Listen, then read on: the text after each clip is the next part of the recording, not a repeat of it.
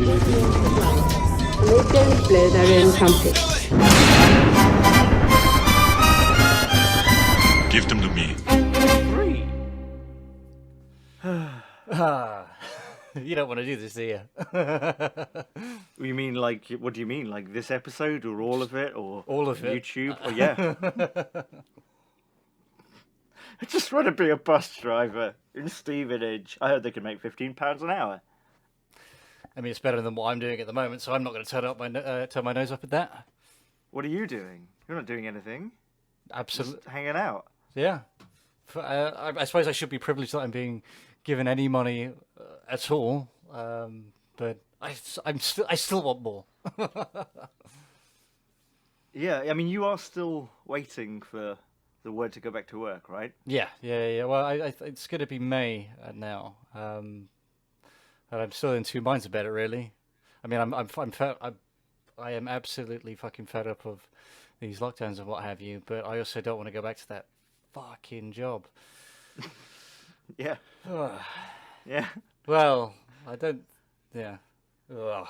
Give it a month or two. I just got to go in, get some money, and then I don't know, fuck off really quickly out of that city, out of that place. I don't know. I'm not sure yet. I keep trying to make plans, but I just don't know what I want to do. I just know it can't be that. I will be hanging from the ceiling if I have to do that for much longer. Yes, London is not a particularly nice place. I remember recently, I think 2020 or something, it was voted the best city in the world to live in. And how on earth did they define that? Yeah, because I remember it was, mentioned on quite a lot of different networks with incredulity. People, like journalists who'd obviously spent time in London going, London? And with good reason, yeah. Like, I don't know, like what defines a city for these purposes? Because you'd think that actually, something much smaller would be nice. I don't know, like, well, I don't know, like San Francisco. I mean, I imagine that's nicer than London. Yeah, I suppose so. I mean, well, what does London really... I suppose you talk about its, for lack of a better word, culture, right? Architecture, right? Is it? I mean, I don't know. I don't know. I don't know. think it was the best city to live in. It wasn't the most cultured. It was the best city to live in. Like the city you are most overjoyed by being in. Yeah, perhaps I'm thinking about this from a tourist perspective, but if you're talking about living in it, yeah, I suppose...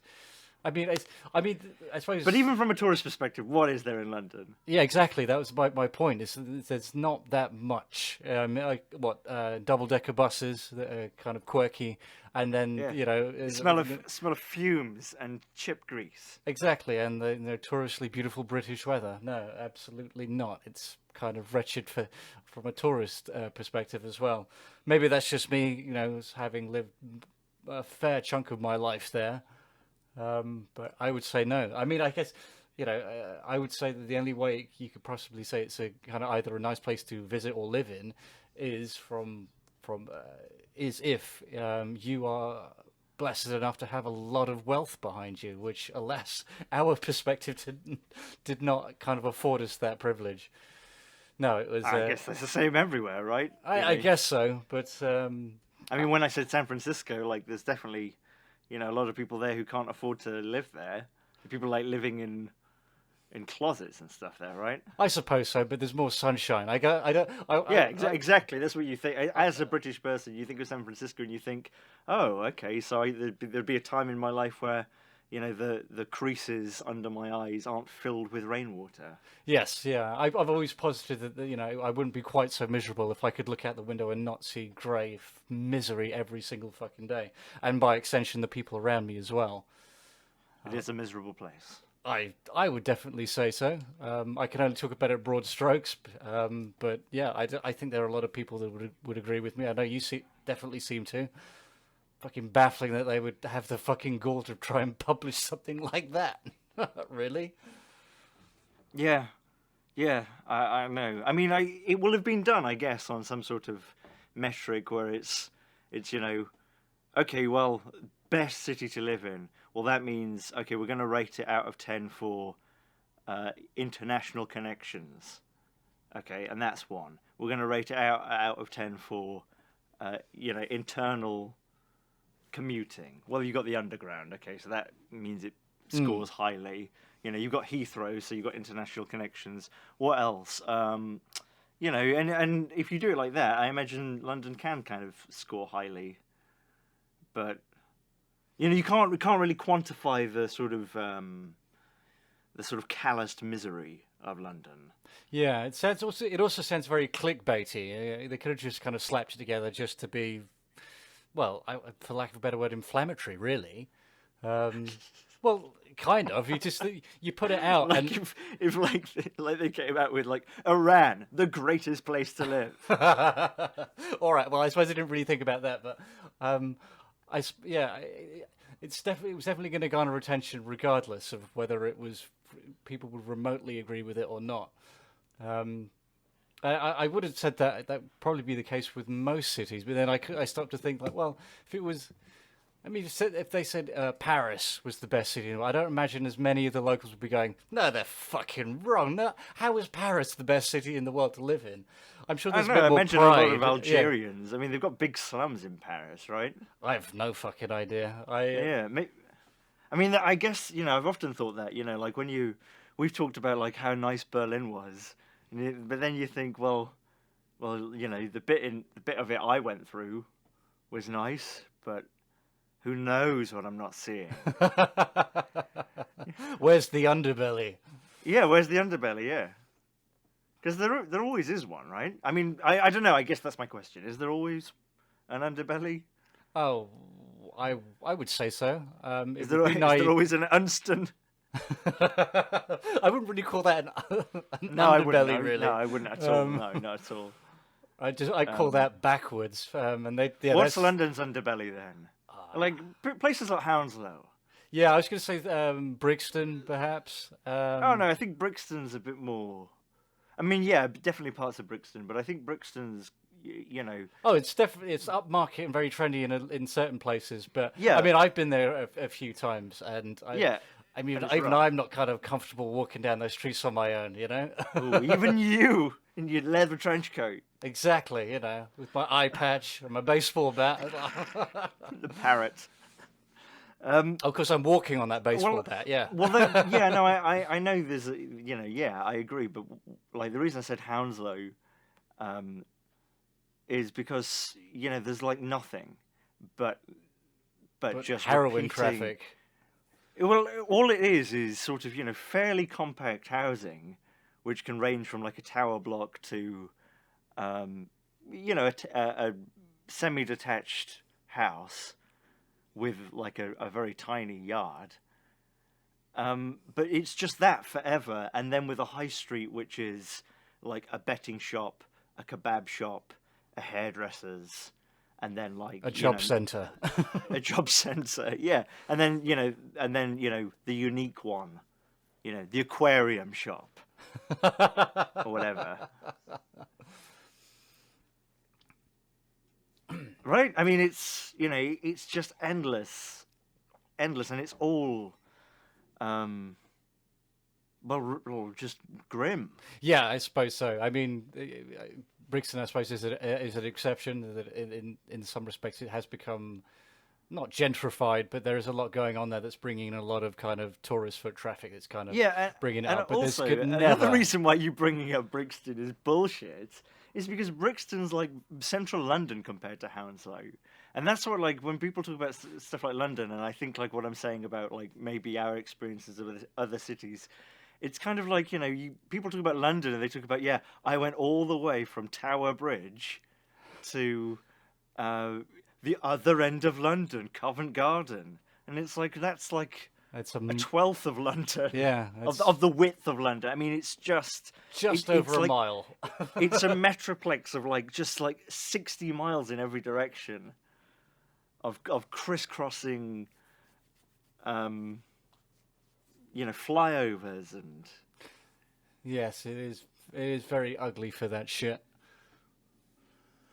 But yeah, And yeah, there's no hope of any, Hounslow ever being gentrified. No one is really venturing that far in search of kind of London-based adventure. It's like you're there out of necessity.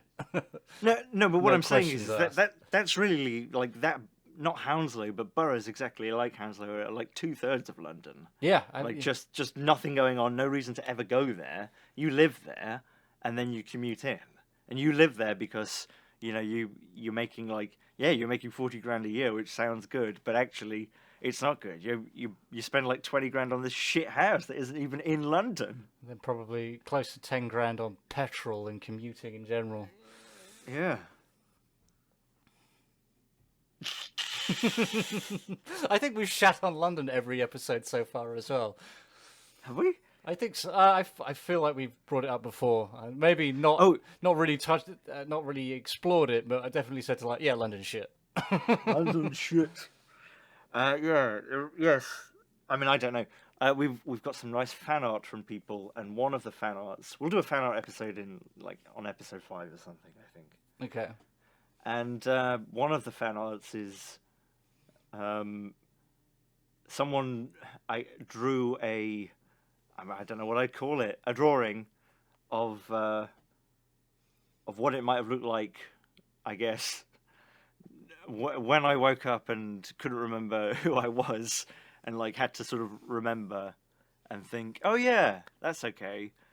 And I'd forgotten that I'd said that ever, and I looked at that, and I was like, what's this on about? And then I remembered, and I thought, oh yeah, that is kind of what it liked. More beans, though.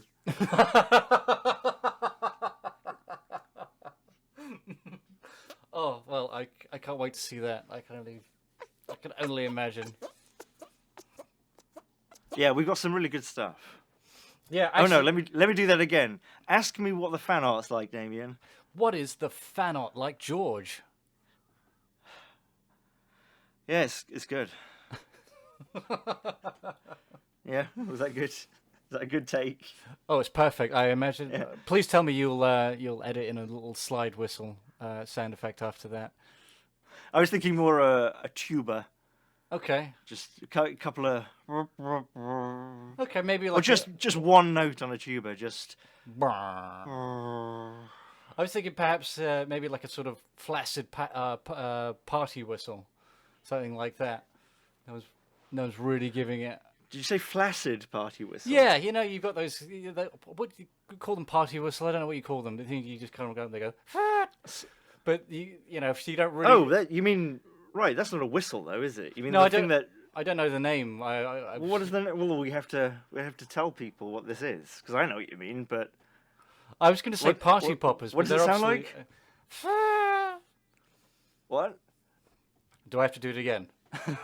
I didn't hear it. Sorry. Could you do it again? Bit louder. Okay, thanks. Yeah, like that. Yeah, one of those. But yeah, I think. But someone's got one of those. They're not blowing it too hard, and it just kind of keels over. Like I say, sort of flaccid-like. It's just like.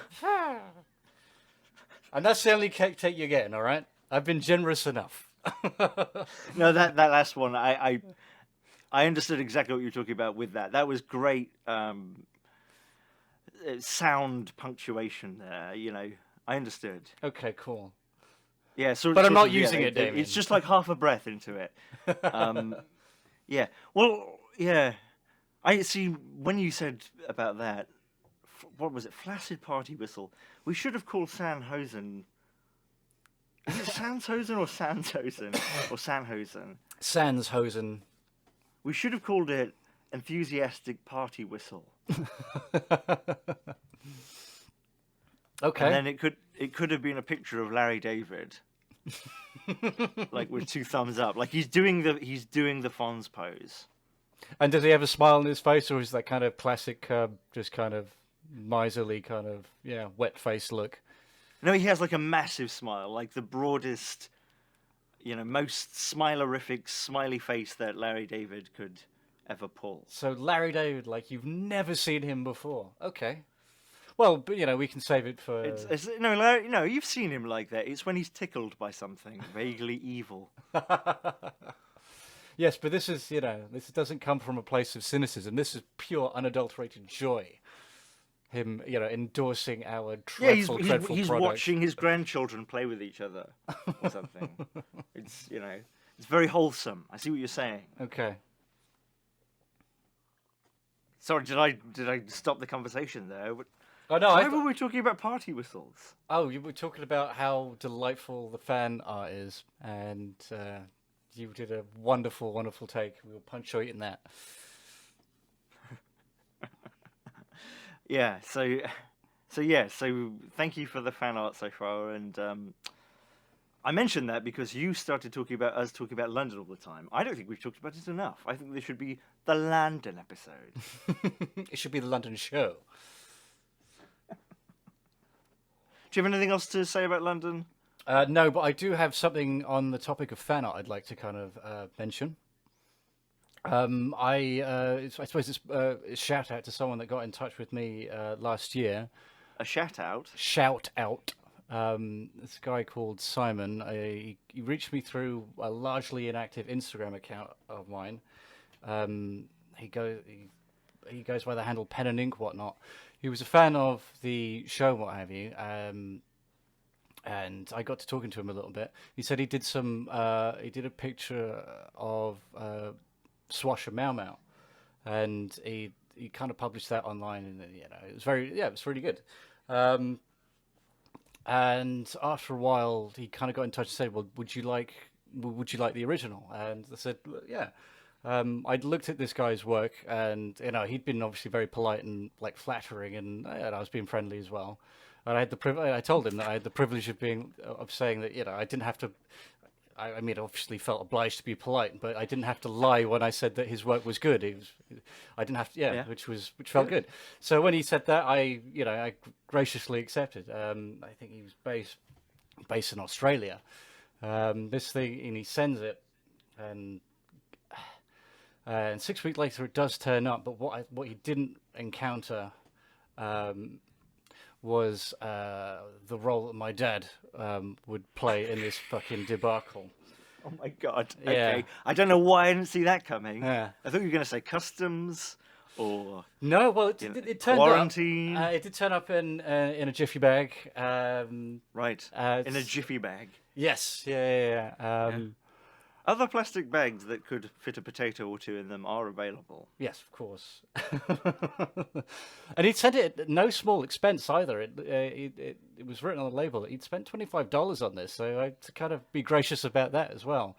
But on the label, I basically, it took so long to get here that I'd forgotten about it. And if it turned up, it turned up. If it didn't, well, that would have been a shame, but it was kind of taken so long that it was out of mind. I was kind of working upstairs at the computer a little bit, and my dad just kind of busts in. It's like, oh, there's this thing.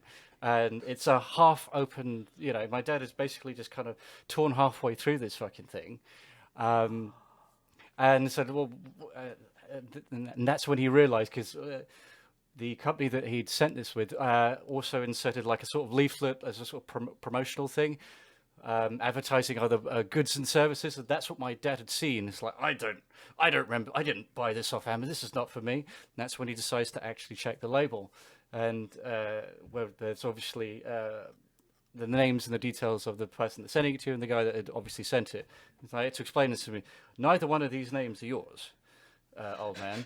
So please do explain why you've felt the need to kind of open it as you have done.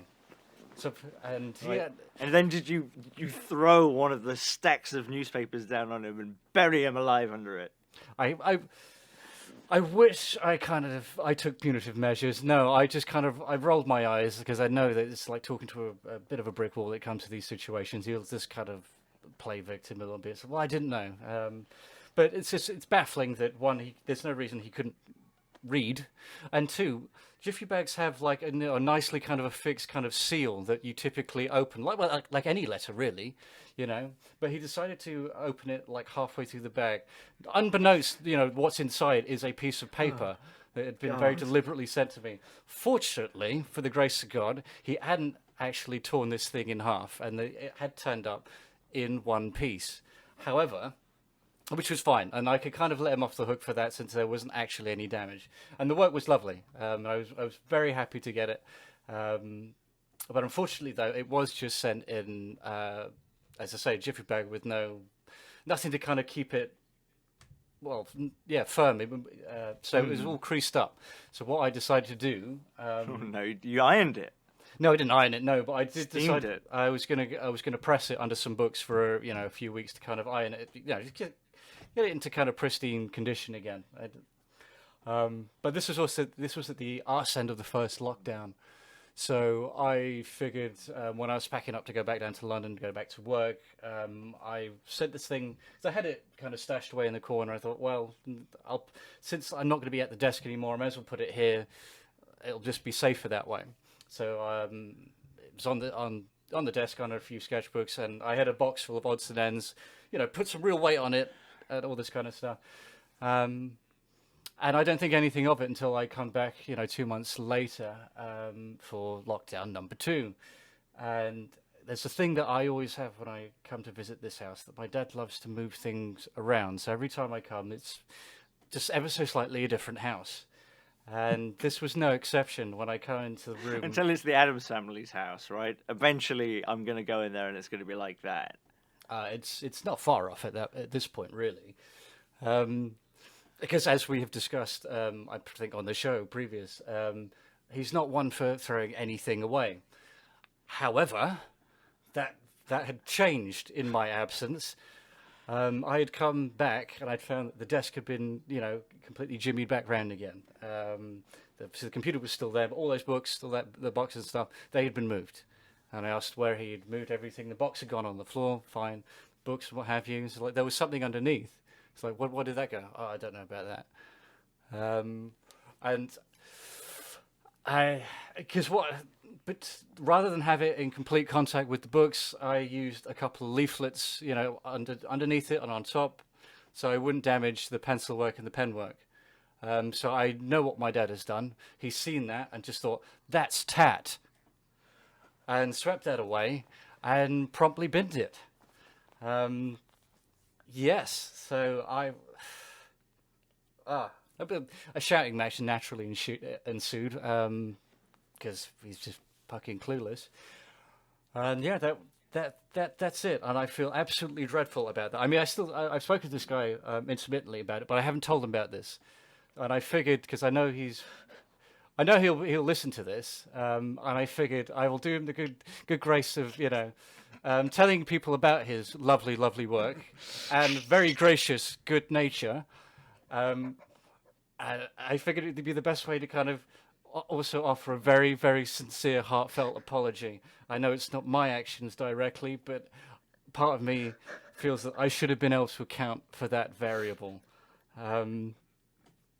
All kind of, you could keep creasing up as much as you fucking like. I do feel awful about this, because it was a lovely piece of work, and as I say, the guy had made considerable effort, and as I say, and sent it to you. Yeah, at his own expense. Yes, at his own expense. It was a absolutely lovely gesture, and I mean, is there a photo of it anywhere? Yeah, there. Okay. Online there is. I've got a copy of it, but it's not a perfect photo of. I mean, you can see everything there, but it's not a perfect photo of the actual piece as it is. But yeah, I betrayed the trust of someone who seems like he's a genuinely nice person, and if he is listening, I'd like to say again, I am so sorry. Yes, we're very sorry, Simon. I mean, I say we. I have nothing to be sorry for. No, but But I am. Is it sorry? Well, you know a bit about my dad, so I think you can be like, oh, I kind of get it. Oh my god. Yeah. And yeah, that's my little fucking story there. I have nothing else to say other than just kind of keep recoiling with kind of shame, and I'll keep wincing. So I think we should move on promptly, if that's all right. Unless you kind of want to keep taking the piss out of me, because I think eventually I'm going to get a PO box. Oh yeah. Yeah, I mean, so that your dad doesn't throw stuff away. Yeah. That's a cheap I mean, shit. someone asked me like years ago if I was going to get one, and I said, yeah, I am, and I was, but I never did. But I think they're fairly cheap. I can get one at some point.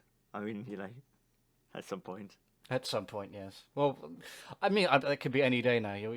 We are typically Could be any day. proactive. It will be on a day. What? Sorry? What did you say? I missed what you said. I said it will be any day now because we are, notoriously proactive when it comes to this show. I've not even been publishing these Sans Hosen ones. Did I tell you I've not published any of them? That's fine. I haven't been keeping tabs on you. It's all right. I noticed there hasn't been any hate mail in my inbox so I figured there must be something going on there. Do you get hate mail? No. I mean, yes. No. Yeah, I couldn't possibly tell. I know, right? I know. It's very hard to tell what's... that's the thing about online, that it's so easy to forget. I don't know if these people are being serious or they're 10 years old. Like that's what I was going to say about the fan art as well. Like, it's... A lot of the fan art I get is, it's worrying because definitely an adult did that. I think you could say it's juvenile. Clearly done by an infant. Is this our audience? I thought we were doing better than this. It's juvenile. No, it's all it's all like beautiful Renaissance-esque, like Baroque sort of etchings of you and I, fully clothed. Oh, I'm glad we're fully clothed. Yeah. Doing what they do in Renaissance paintings, lounging around. Okay. A lot of lounging going on in art. Fair enough, yes. Have you noticed? Well, there's not much else to do, really, when you're posing for that long, I guess. But we're not posing, so why? Why are we lounging? We could be doing anything. What limited imaginations our fans have. Terrible. How merciful our fans are. Fans? Fans? I wouldn't say that. Yeah, I know. I'd say listeners. Yeah, I have to. I'll be honest. That passive... made me feel unclean using the word fans. I'll retract that. Yeah. Is it better to sort of generally use the phrase "people we owe apologies to"? Yeah, I think so. Do we have a subject today, by the way? I can't remember. Oh, that's bullshit. I thought you were quite excited about this one. Yeah. What was it? It was what can we put? It was what? It's the ever progressing stammer of Damien Benedict. No, what can we put on though? You don't speak like that when you're just talking to me. I know. I'm getting really quite sick of it, but I don't really know what's. I bet you aren't wearing any trousers, are you? How on earth can you see me? Sure. Yeah, we're going to put C-3PO into other movies, and hopefully it'll be funny. That was our topic, right? I don't think we mentioned anything about hopefully it'll be funny. Oh, okay, fine. The pressure's off. We just, just sort of, shrugged and went like, C-3PO, that's funny. Okay, the first thing with C-3PO, right? Okay. Is it C-3PO or is it C-3P0? Because the naming convention of R2-D2 is obviously letter number. Is that canon? I would say so. That seems to be the So is it C-3P0 and they just say O, or is it? Oh no, I've always understood it to be C-3PO. Yeah, I've never heard anyone say C-3P0. I would imagine they'd have some kind of autism if that's what they said, right? I mean, not you're not. I mean, in terms of cause and effect, you're saying that if they said that, they would immediately develop autism, not they would be autistic because they had said that. Oh, just by saying those magic words, they've developed that. Yes, no, it's a causal link. Yes.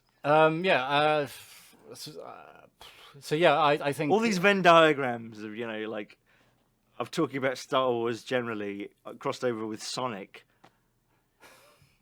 Like, where are we on that?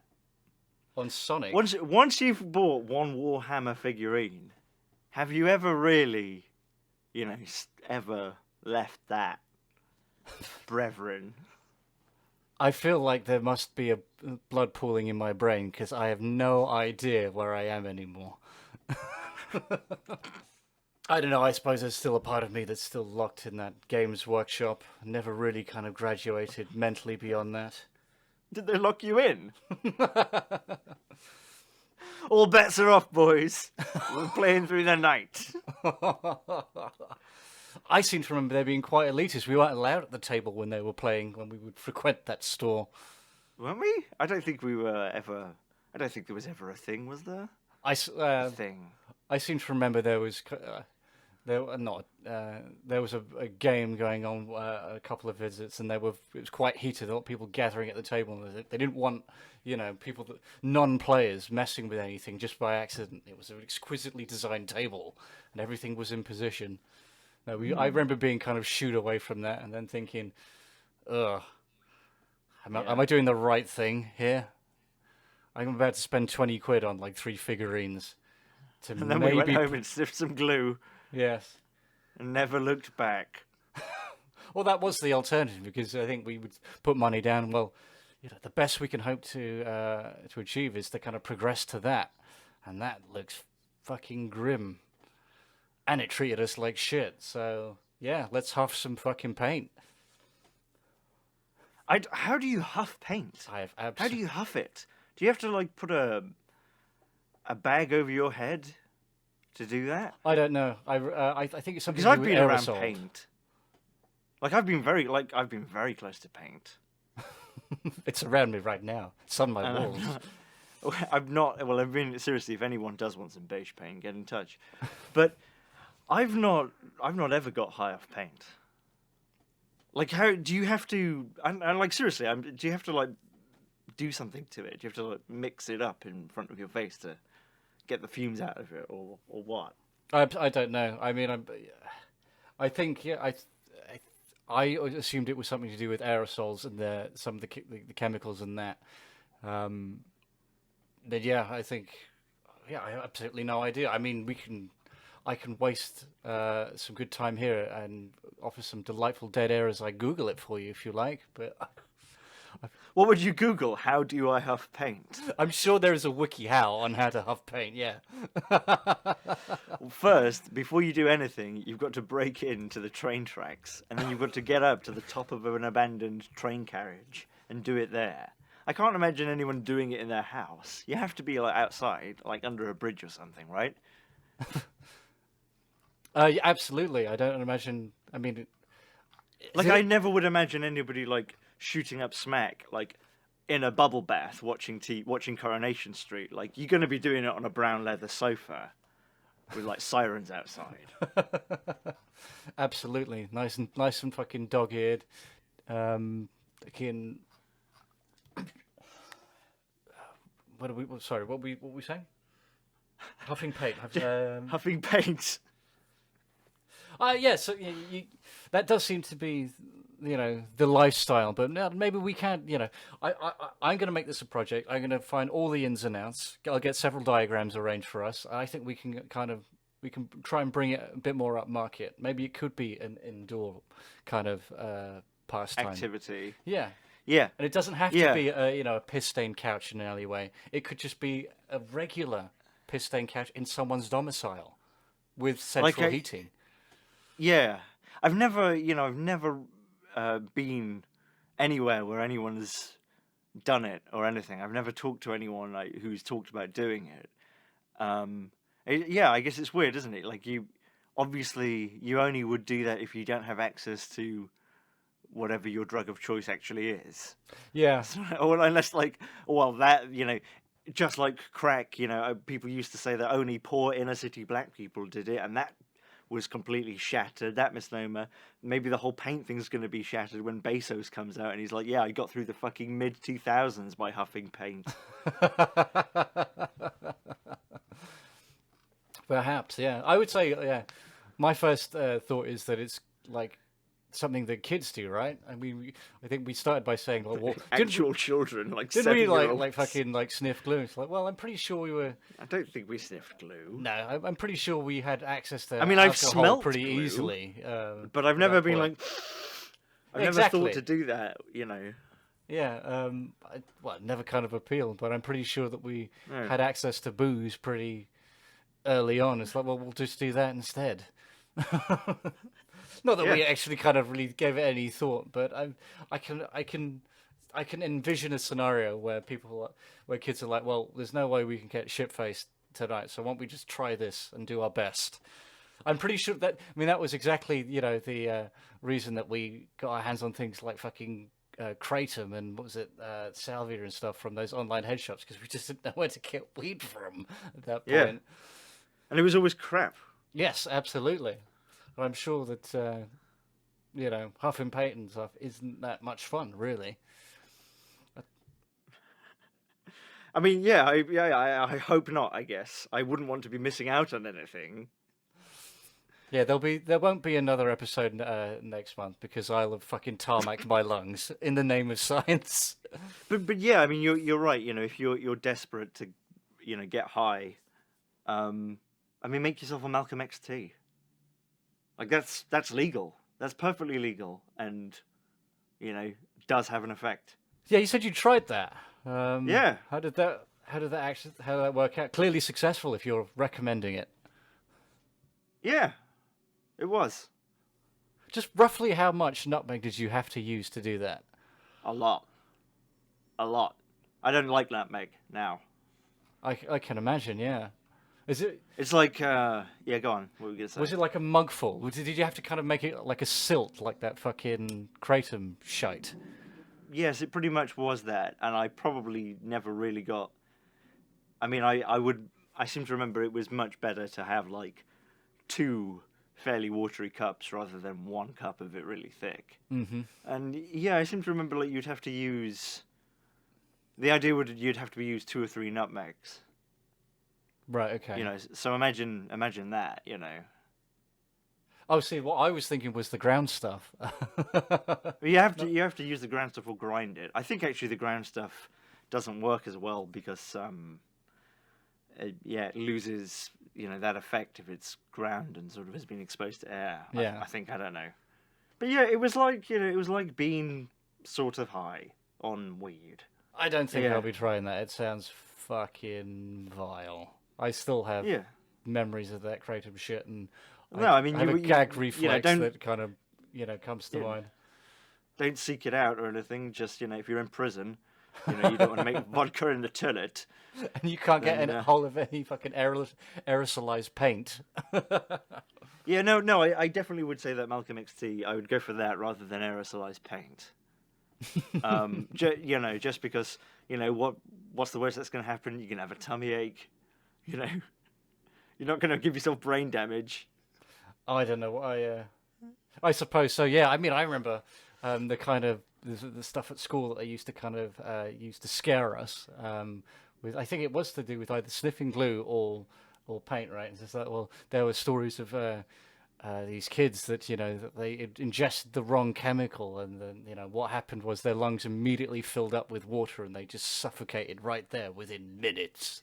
It's like, oh my God, is that true? Within minutes. It's like, yes, not even once, children, not even once. Yes. I remember they got that ex-heroin addict round, and he was talking about coming off heroin in prison, and he said, imagine the worst flu you've ever had, and it's 100 times worse than that, and you're in a room with about 20 other people, and everyone feels the same, and you're all there laying on these mattresses that are like an inch thick, and it's like that for days and days and days, and everyone was like, oh. And now that I'm a jaded adult, I can look at that and think, oh, I could do that. Or just laying there, yeah, all right, yeah. I scratch my arms a bit, grind my teeth. I'll have a good think. What would I say to Parkinson if I was David Miscavige and I walked on right now? I'd bop him on the side of the arm and be like, she's dead.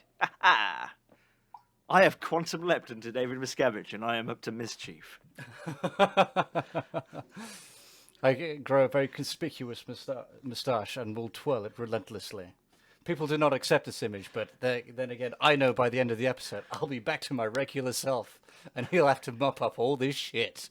Yeah, it's not just a moustache. It's like a It's a lifestyle. dyed moustache. It's a Poirot moustache. Absolutely. Outfitted perfectly with a very tall top hat, tying a lot of people to railroad tracks. It's Poirot, but he's evil. Yeah, I suppose he could have like a Poirot-esque goatee. But then he'd sort of look like the young KFC colonel. I suppose, yeah. Did Poirot have a goatee? I thought it was just... No, he didn't have a goatee, but I'm saying evil Poirot would have a goatee. Okay. But then maybe you know, he'd have to have a goatee, but then no mustache. So he just has the sort Reverse of, Poirot. Like yeah, like But it's 90, it could kind of 90s skater sort of chin strap. No, I'm just Like thinking a of John Tron chin strap. Oh, yeah, and he's got the bird and everything. Oh, dear. Jontron, or as I call him, Evil Poirot. Because he's essentially the opposite of Poirot. Yes, the adventures of young Poirot, young evil Poirot. When he was like blowing up train tracks and stuff. That's why he resigned himself to fight crime in his early years. You know, the sheer regret of his, misspent youth. Yeah, don't you think that the whole of young Indiana Jones should have actually been him getting, like a 1920s upper middle class education where he learns like, Greek and Latin and all about antiquities, and he's really bored and constrained in this school, and like one of the teachers is like going off all the time on these expeditions, and he always wants to go with him, and there's always this sort of like, oh, will he go this time? But he never does, and it's basically Dawson's Creek, but in the 1920s with Indiana Jones. Might have been a bit more successful than the current incarnation of the young Indiana Jones adventures. Oh, what's that? The current one? Oh, I mean, the one that currently... it? No. I mean, just poor wording. The one that actually exists is what I meant. The Sheila Booth one? No, I mean, I'm talking about the TV show in the 90s. I have no idea who's fucking in it. But they just have baby Indiana Jones kind of mucking around, right? When you say mucking around? Yeah, just kind of down to the, the corner tuck shop, stealing penny whistles, that kind of stuff. And moon pie. Penny whistles, moon pie. Oh, dear. Nothing that would, ever cement the, his future legend. You wouldn't be able to recognize him. Just a kid that otherwise is fortuitously named Indiana Jones. Well, I guess this 45 minutes of utter shit has been worth it for this perfect segue. One of the things that I thought in today's podcast is about C-3PO or something, and putting him into movies.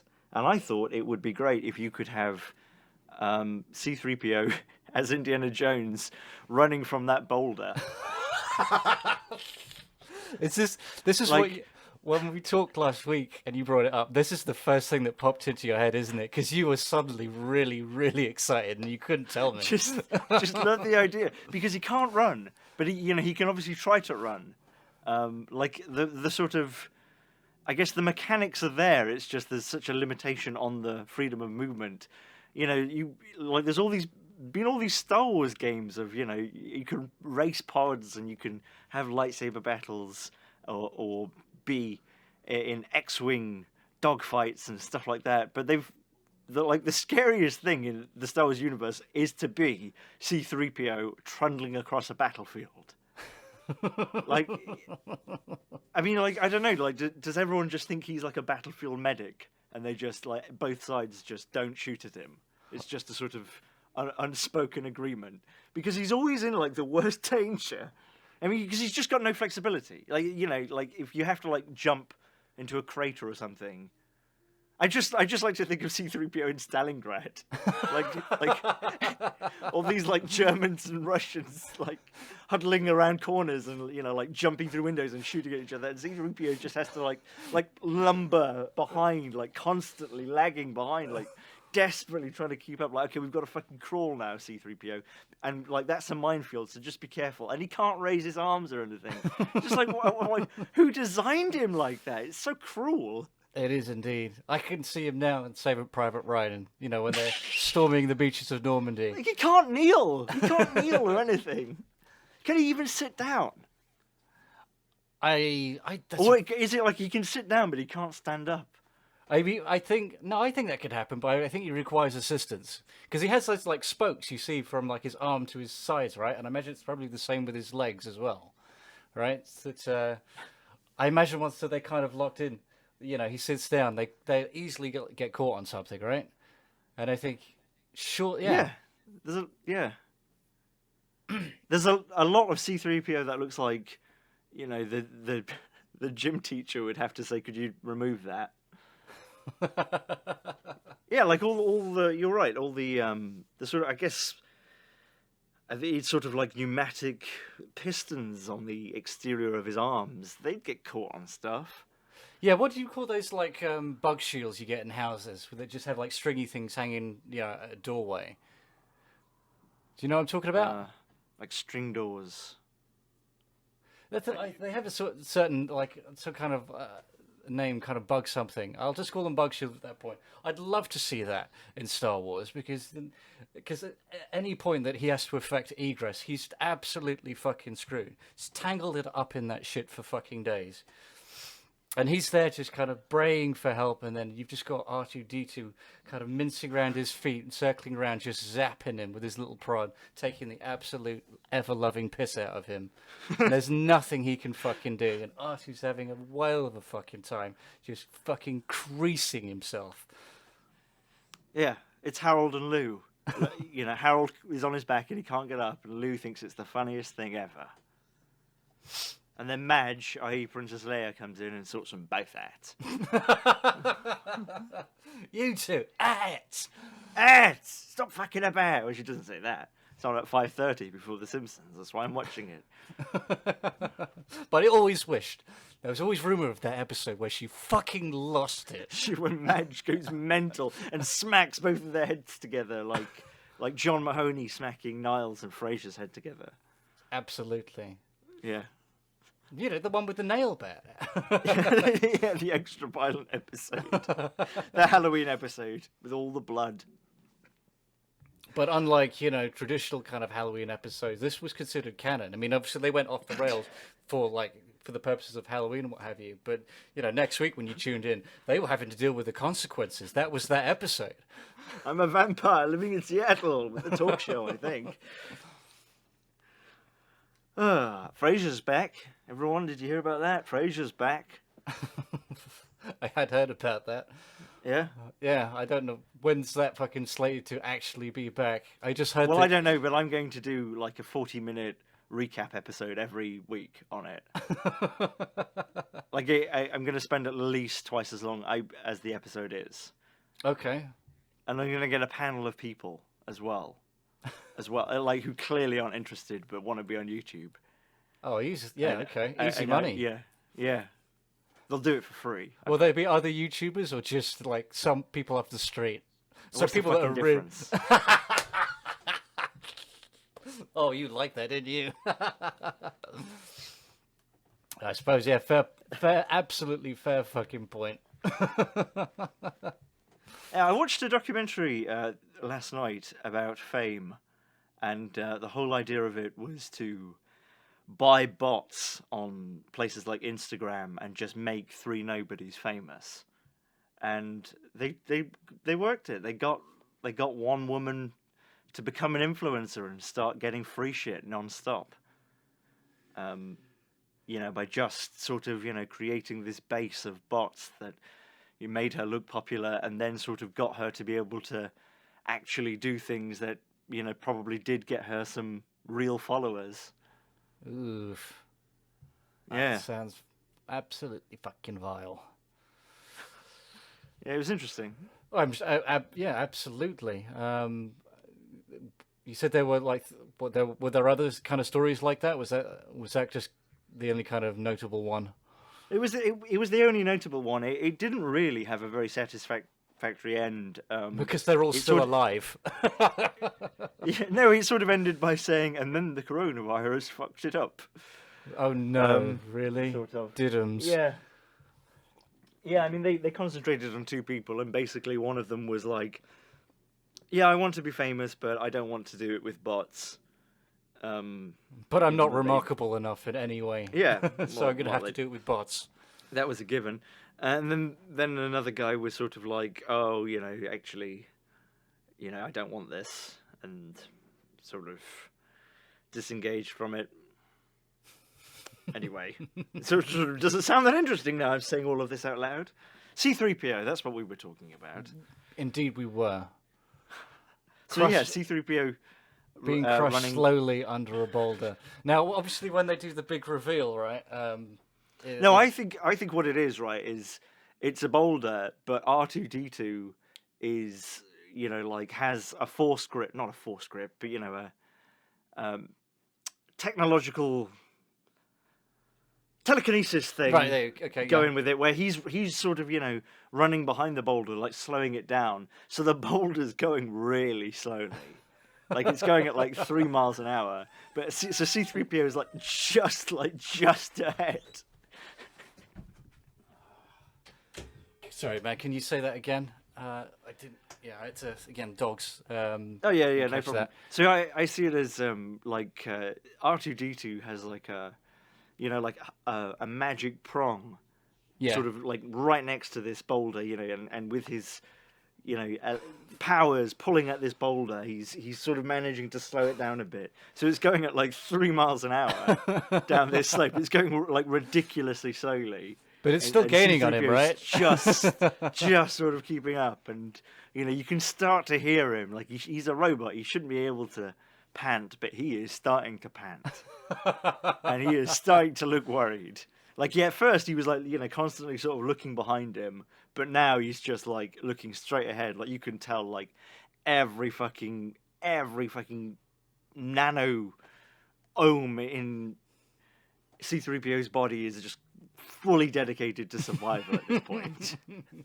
So what happens then when he reaches that pit and he's got to swing with the vine across it? Is that when he just resigns himself to his fate and the movie is cut short? It's like you see. Does he make an effort to kind of grab the vine? You see like C-3PO, who looks like he's like in a body cast. He looks like somebody who's like fallen down the stairs. You see him like jump as best he can, and then it just cuts to like a blur of a naked man painted gold, and then back to C-3PO landing like perfectly. Like he does a somersault, right? Like, and then he lands perfectly with his arms up in the air. You've never seen a man jump without bending his knees. And then it's back to him like trundling along, like he can barely stay upright. And he's done it. He's fucking done it. and then it's the same thing where he gets out and he's being followed by like thousands and thousands of like really angry locals, with spears because he's like stealing their shit. And then like it's terrifying, and like he's still trundling along. He's doing 3 miles an hour, and they're like not gaining on him, and it doesn't make any sense. And then you realise as the camera changes that was forced perspective, and all of these people are 2 feet tall. And he's just running, like still running away. He's still terrified of them. There's still loads of them, but they're tiny. Yeah, and they're only brandishing pencils, not spears. They're brandishing pencils, and they're going for it. They're sprinting after him. They're enraged. Because he has their sacred pencil case holder, but yeah, like I don't know. Oh, nice. I like the idea as well that he doesn't make it to the aeroplane and he just goes down face first, and they just cover him like a swarm of ants. Like they're not 2 feet tall; they're like 6 inches tall, and they just cover him and start like beating away. And then like R2-D2 comes along. Prong comes out, and it's like a CO2 fire extinguisher. He just blows them off. Like, doesn't kill them, but...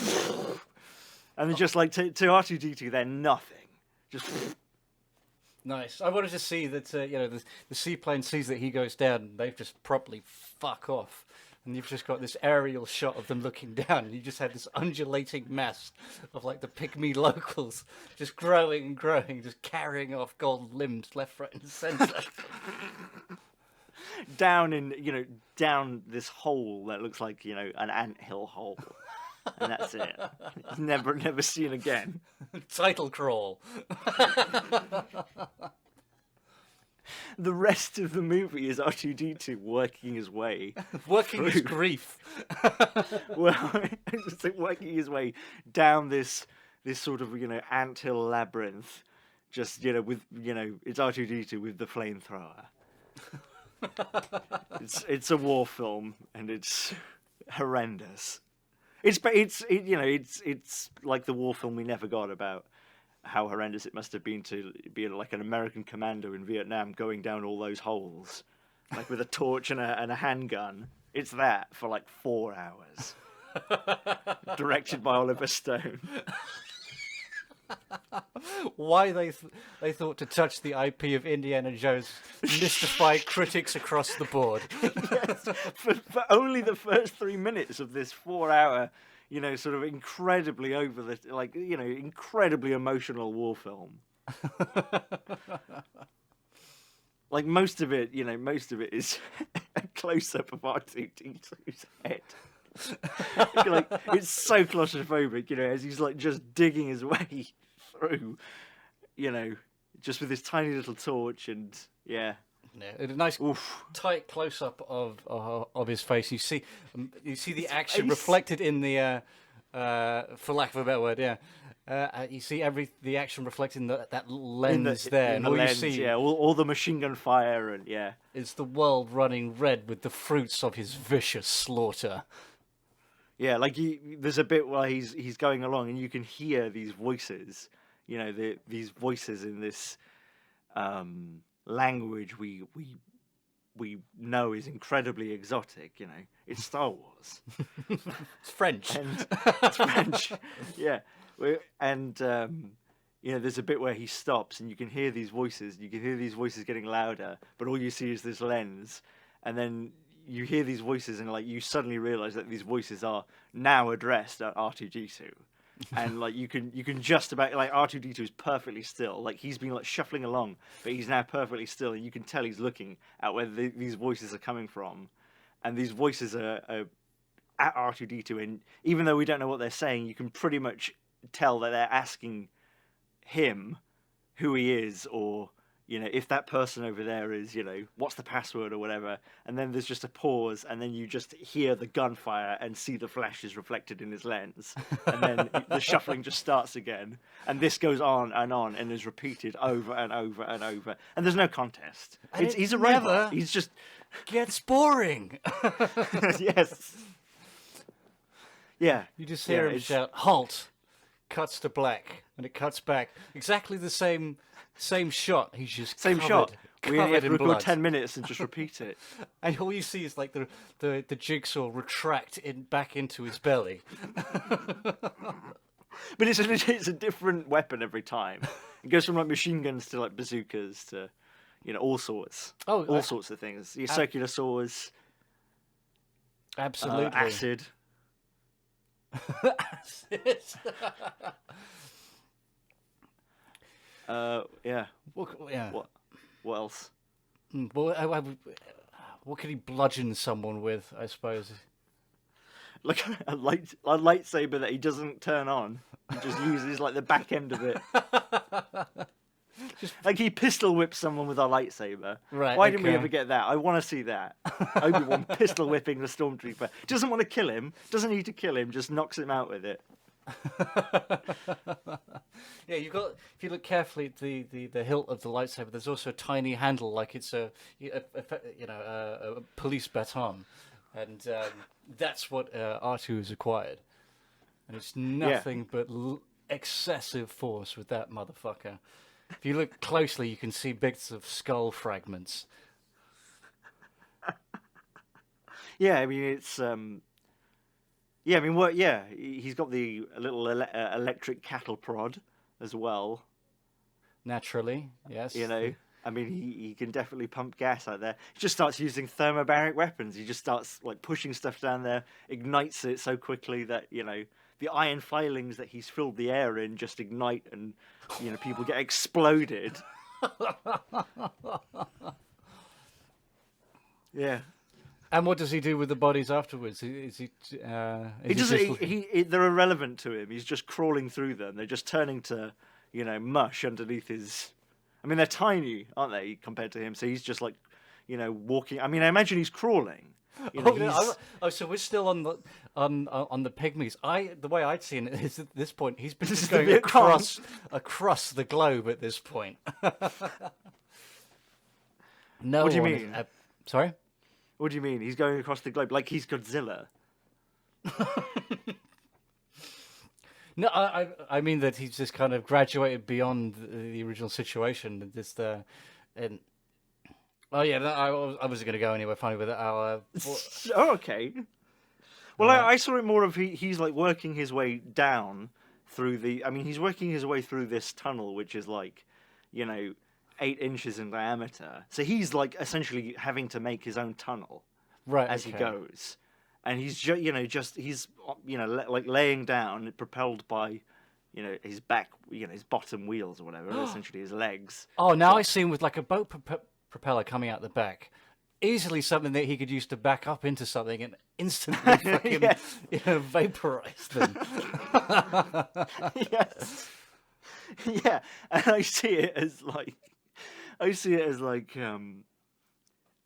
he gets deeper and deeper and deeper, it's not clear at first, but as he gets deeper and deeper and deeper, the pygmies become smaller and smaller until like basically we cut from R2-D2 like traveling like miles underground, just murdering this tunnel of pygmies as he goes, and then it's the scene in Young Sherlock Holmes where he goes into the sewers of Victorian London, and they're like mummifying people in a weird like Masonic ceremony. Yeah. Do you remember that?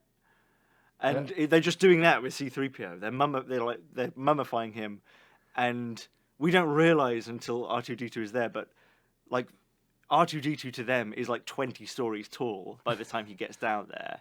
Okay. And it's just like this underground city, which for us is tiny.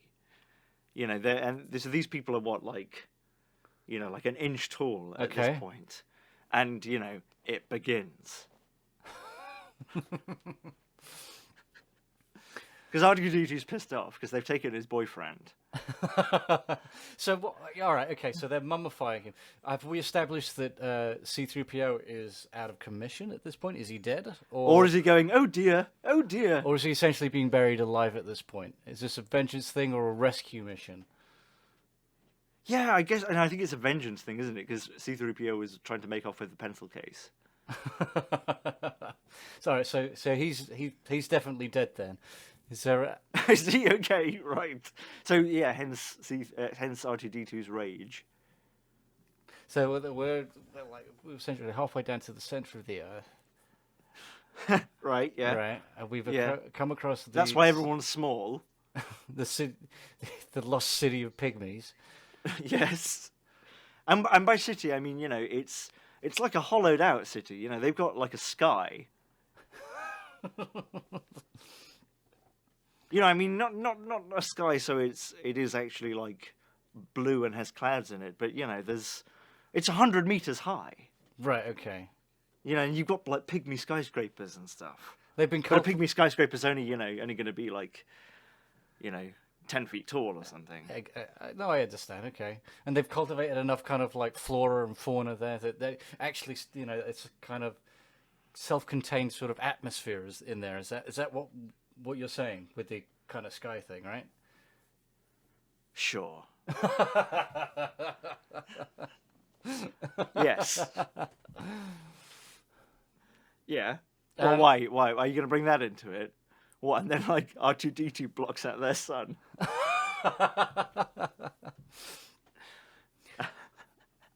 Just this silhouette of R2-D2 going. But to them, it sounds like this enormous boom. And just it doesn't start stomping or anything, just rolls right through this city. Just squish, squish, squish, squish.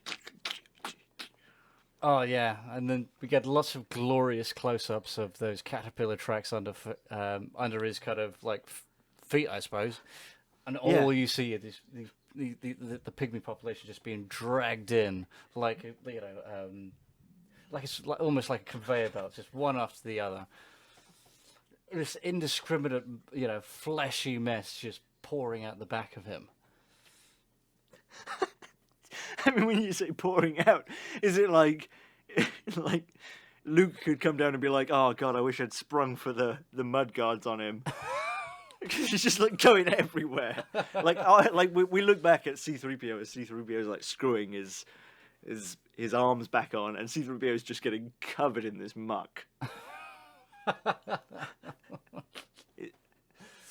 Yes, yeah.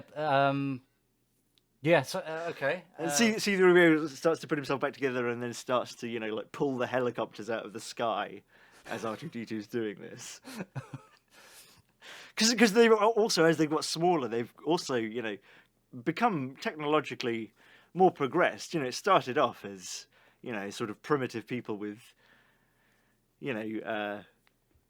like bows and arrows and stuff. Yeah. And then it got to, halfway through R2-D2 going down there, he was fighting like pygmies on horseback and, with catapults and, like going through pygmy castles and stuff like that. And then like pygmy tanks and stuff. So and now, he's reached the pygmy metropolis. He's swatting like Black Hawk helicopters out of the sky. And yeah, it's Pygmy Metropolis 2021. Yeah, exactly. Yeah, like the pygmies are, sending in the Pygmy Delta Force. and it's not working. Like, are the pygmies going to deploy the pygmy nuclear ordnance? It's no better time for it, really. Well, yeah. I mean, if a massive C-3PO is attacking your, pygmy DC. So, is there like an escape route for R2, or is it just, the reason he's gone in pursuit of C-3PO is they actually had some kind of pact about certain death rituals if one of them was ever kind of laid up. He's actually gone to kind of like burn the body in some kind of bizarre ritual, and he's like, there. Yeah, like it's something like R2-D2 just cannot stand C-3PO, but they've had to work together for all these years, and they know each other very well, and at one point they got drunk together and like had a really like good time, and R2-D2 said to him like, "Listen, I'll give you this one, right? I don't give a shit about you, but if ever we get attacked by or you're in danger of volcanoes, swamps, small insects, larger insects, small birds but not large birds, pygmies, or chuds, then I'll help you." Anything but a clegg nut, R2, please. And they just R2 is bound by his word. Doesn't like C-3PO, but I mean, if C-3PO had been like made off by some voles, some vole people or something, that's it. Don't care. Didn't promise anything. But unfortunately, it ticked one of those boxes. He ticked one of those boxes. That's it. It was a blood oath. It's a blood oath, yeah. Which is curious, since there was no blood to be drawn. But still. C-3PO at that point said, "Well, okay, but if it's the donkey one or if it's the pygmy one, thank you, but could you also commit to killing them all?" And R2-D2 is like, "Yeah, that's fine." Oh, well, that's a prerequisite. That's the fun, surely. But if there's no incentive otherwise. Dragonflies, no, because I quite like them. They're the insects I like. Not enough mush when you squish those. There needs to be more blood for him to really be interested. More entrails. No, that's why I like them, because they give off this idea of a backbone.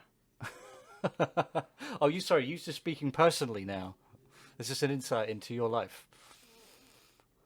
This is an insight into my life, my opinion on flying insects. Yes. Now, I mean, I'd much rather have one of those than a cockroach, flying cockroach. Fair enough.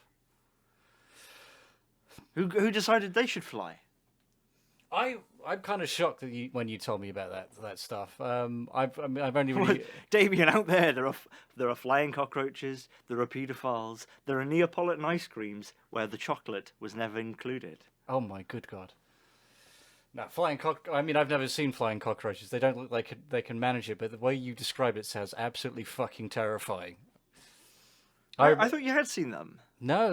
I mean, I've only seen them, scuttling. I do remember, the first time one caught me off guard. I was on your roof in Mexico, and that fucking I'm not one to really give a shit about insects or spiders or anything like that, but when this thing came out that was larger than but was massively fucking engorged and swollen thumb at the time.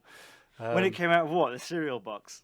No, it was just I was just sat on the kind of the lid of the roof. It just appeared from between my feet. Yeah. And it's like, what the fuck is that? And never have I mobilized so quickly to kill something so violently. I don't like them either. Yeah. Eesh. Yeah, I mean, like spiders and stuff, I didn't mind, but yeah, the cockroaches, I just Yeah. Yeah, I'm pretty sure if I saw one of those things flying at me, I'd be brandishing a machete pretty quickly and with considerable earnest. Yeah, and a face mask, because you don't want that going in your mouth. Do they target the mouth? Is that what they do? I don't know if they target it, but, It's a possibility. Walk around with your mouth open all the time, you're going to get a cockroach in there eventually. Sure, roach.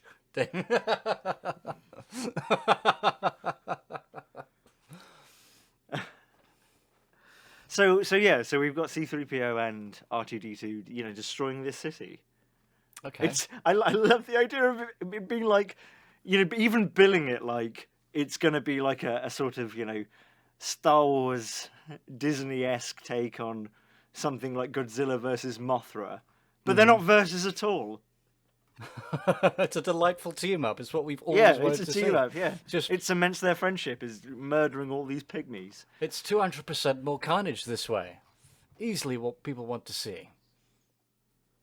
So, I mean, I can... It makes sense that R2 is so bloodthirsty, but C-3PO? I mean, he's obviously committing... Why does it make sense for R2? R2's chilled. Really? Don't you think? I think he's pretty laid back. That cold dead eye? No fucking way. Okay. But yeah, I mean, so we're establishing that C-3PO is committing these atrocities. Is he doing it deliberately, or is he just kind of shambling about? I know what you mean. I know what you mean, because I can imagine, like the whole bit in the first film where they're getting crushed in the crusher. Yeah. Like I can imagine C-3PO like feeling compelled to stop that crusher under any circumstances, and I can imagine if that was some stormtroopers or something, R2-D2 just plugging in and just accelerating that right up. Then move slowly over to the hatch just to watch it happen. I'm coming around to it now. Like, thinking about it, yeah, like he's a stone cold motherfucker. But I like that. He's the only thing that made that movie tolerable. If you watch it through that lens, he's just itching to taste blood. Never really afforded the like opportunity. watching it through the idea that R2-D2 is the narrator. And it's all embellished to favour him. That's why he's got such a chill attitude, surely. But yeah, C-3PO. Well, C-3PO's enraged because they were, going to dissect him and mummify him and do all that stuff. Okay, I'm just trying to picture. I'm just trying to picture. Fucking hell! Is it worth trying a fucking third time? Just trying to picture him being aggressive at all. It's just... No, he's not trying to be aggressive. Then he's sort of like he's pleased that he's back together, and R2-D2 is going around murdering these things. Then they're shooting at C-3PO, so he's like picking up the Black he's putting his fingers around the Black Hawk helicopters, to stop them firing missiles at him, and he's just holding them in midair and looking at them. And like looking at the crew and being like, "Oh, please stop that!" And as he's saying that, R2-D2 is just like, just like flamethrowing them and just vaporizing them immediately. And like every time like C-3PO like tries to pick up a tank, which is like a toy tank to him, to try and get it, like C-3PO just R2-D2 just stomps all over it. Right. Okay. So he's more Or freezes it, or whatever he does, you know. Yes, yeah, I got you. So he's more just setting things up for R2, basically. Not actually doing anything himself. Perhaps maybe stepping on them by accident. That's the only thing I can see him really being capable of with that limited mobility. But he doesn't mind being, pawning the dirty work off on someone else because he, as spiteful and as hateful as he is, he's also absolutely fucking spineless. Yes. It's a recurring thing with C-3PO, I guess. I mean, I sort of, pity him because, I mean, why program him like that? I guess obviously it doesn't make sense. It's just a film. It doesn't matter, obviously. But why, I guess the whole sort of world of Star Wars raises all these questions of like, well, are these things, is C-3PO programmed to just, have the effect of this personality, but it doesn't actually feel anything. It's just a computer, that controls this robot body. It's not intelligent. It's not emotional. It's just, putting on this effect and doing it well. Or have we, has someone decided, let's make these things human and, essentially, but, confine them to a life of slavery. Have you come across a game called Detroit Become Human? I have heard of it, yes, yeah, and I've seen enough about it. Yeah, where you going? What do you? Well, just the whole the whole thing about C-3PO, like is his personality just a feature, and actually it's it doesn't mean he is intelligent or self-determining. I mean, when people talk about intelligence and all of that, it's sort of hard, isn't it? Because you could have something like C-3PO be an AI, like an artificial intelligence, in terms of it can learn and make decisions, but that doesn't mean it is emotional or anything, right? Like I think when people talk about AI and AI becomes self-aware, they talk about it essentially becoming a person. Yeah. Right, but whereas you can get you can talk to a bot right now. Yeah. That can learn, from answers and stuff, and sort of create the effect of being a human. So I'm just saying there is a distinction, right? Yes, I understand. Yeah, I agree. Yeah, and I just sort of like, it makes me think of Detroit Become Human.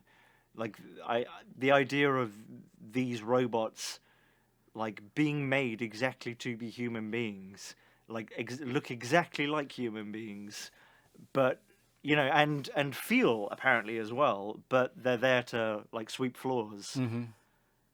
Like that would have worked much better if they were all C-3PO. Yeah. So I mean, are you saying that are we thinking that with only the kind of the humanoid droids in Star Wars, that they've designed them all to kind of have essentially a human essence in them? No, I don't know. I mean, I suppose I'm asking, but well, it doesn't really matter. I mean, with C-3PO, there's definitely that, right? Yeah. I'm just wondering if that's the case with all the droids in Star Wars, or if he's malfunctioning.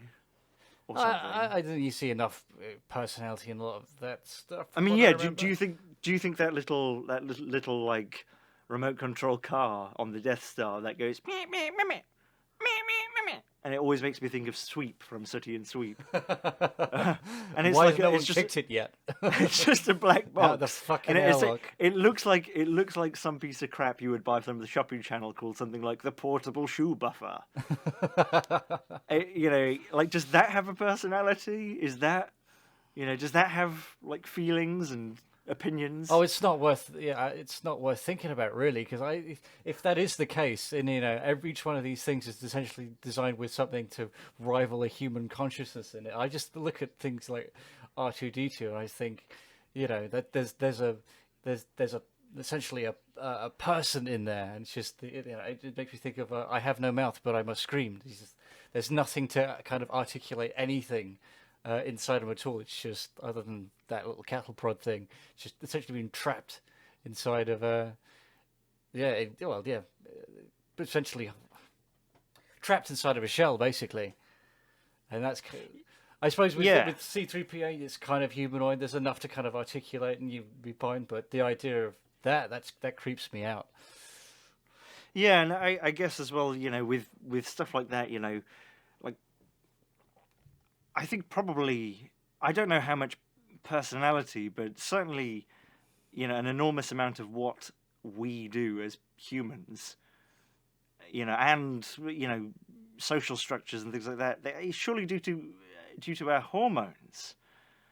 You don't have to have that much of a change in your hormones to, completely change your what's the word I'm looking for? Your routine, I guess. All right, okay. Or your entire life. You can just have slight changes in hormones, which makes you a bit hornier, and you become a completely different person and lead a completely different life. Right. Okay. Or a bit angrier, or you've got a if you've got just a little bit of a testosterone deficiency, it can lead to this, and this, and all of that, and I'm not like blaming George Lucas for not putting that into Star Wars, like, but I just think I guess what I'm saying is if you're ever going to have an artificial intelligence that can actually be like a person, it would be so different to a person anyway, wouldn't it? Because it wouldn't be sort of ruled by being a biological being with all these biological inputs. I mean, what you eat, can change the way you think. Mm-hmm. If you don't eat enough, or if you eat the wrong things and things like that, and insulin spikes can change. They talk about things like intelligence tests, differing by like 20 points based on what you ate the day before and things like that, or did you get 5 hours of sleep, or did you get more than 5.5? And things, and obviously a machine wouldn't have that problem. So even if it became an intelligent machine, would it be at all relatable? I'm getting the vibe that you have some serious kind of hate for people that are really frightened of like the singularities. What's the singularity? When they talk about AI achieving kind of self-awareness. No, what do you mean? Well, but what do you mean by self-awareness, though? Like, you can teach a program; it's a program, can't you? Oh, it's not like I've got an answer for that. That's they're still philosophizing and debating that ad nauseum, currently. But there are a lot of people that are treating it like it's Skynet in the making. And I think what you're kind of elaborating on here is like, well, no, these fears, for very bizarre reasons, are absolutely, totally unfounded. It may be intelligent, but it's not a person. It's not going to think or act like us. You should let the dog in or out. That is the dog. It's asleep, and it's just... My dog can snore whilst being awake and walking around. It might have a breathing a living problem. nightmare. Yeah, hang on. He doesn't do this for very long. He'll pack it in a sec. Was he dreaming? Yeah, he's dreaming. He does that quite a bit. It doesn't last very long, but it's pretty frequent. Mm-hmm. Yeah, there you go. We're in the clear now. So, no, I don't hate that or anything. I mean, I don't know. Like, I'm not really that familiar with that idea. I mean, I think that maybe a problem, is it sort of seems like fuzzy thinking when people talk about AI becoming self-aware, like AI researchers and people involved in that are just, generally trying to make an AI that is a person and exists. I mean, surely all of these things are going to come out of application. If there wasn't application for this, why bother? And the application isn't really to, be your friend or be a knobhead or whatever. It's going to be, well, how can we improve customer service? Or how can we detect statistically, dangerous suburbs in places in terms of terrorism or something. Are they they're not going to invent an AI that's just like, hey, I like Robin Williams. And since he's gone, I have no value for any human life anywhere on the globe. Yeah, like they only coaxed this AI into becoming self-aware by like getting it into Robin Williams, and they for the longest time possible they didn't tell it that he was dead. Oh yeah, no. I mean, I don't think there is anything past 2016 or anything, but it's just spending time with his family, as far as I know. As far I mean, no, I don't think he's retired. What? You mean he's not coming? Yeah, they have to introduce this AI to Robin Williams, and it's just someone. It's just someone in a Robin Williams mask.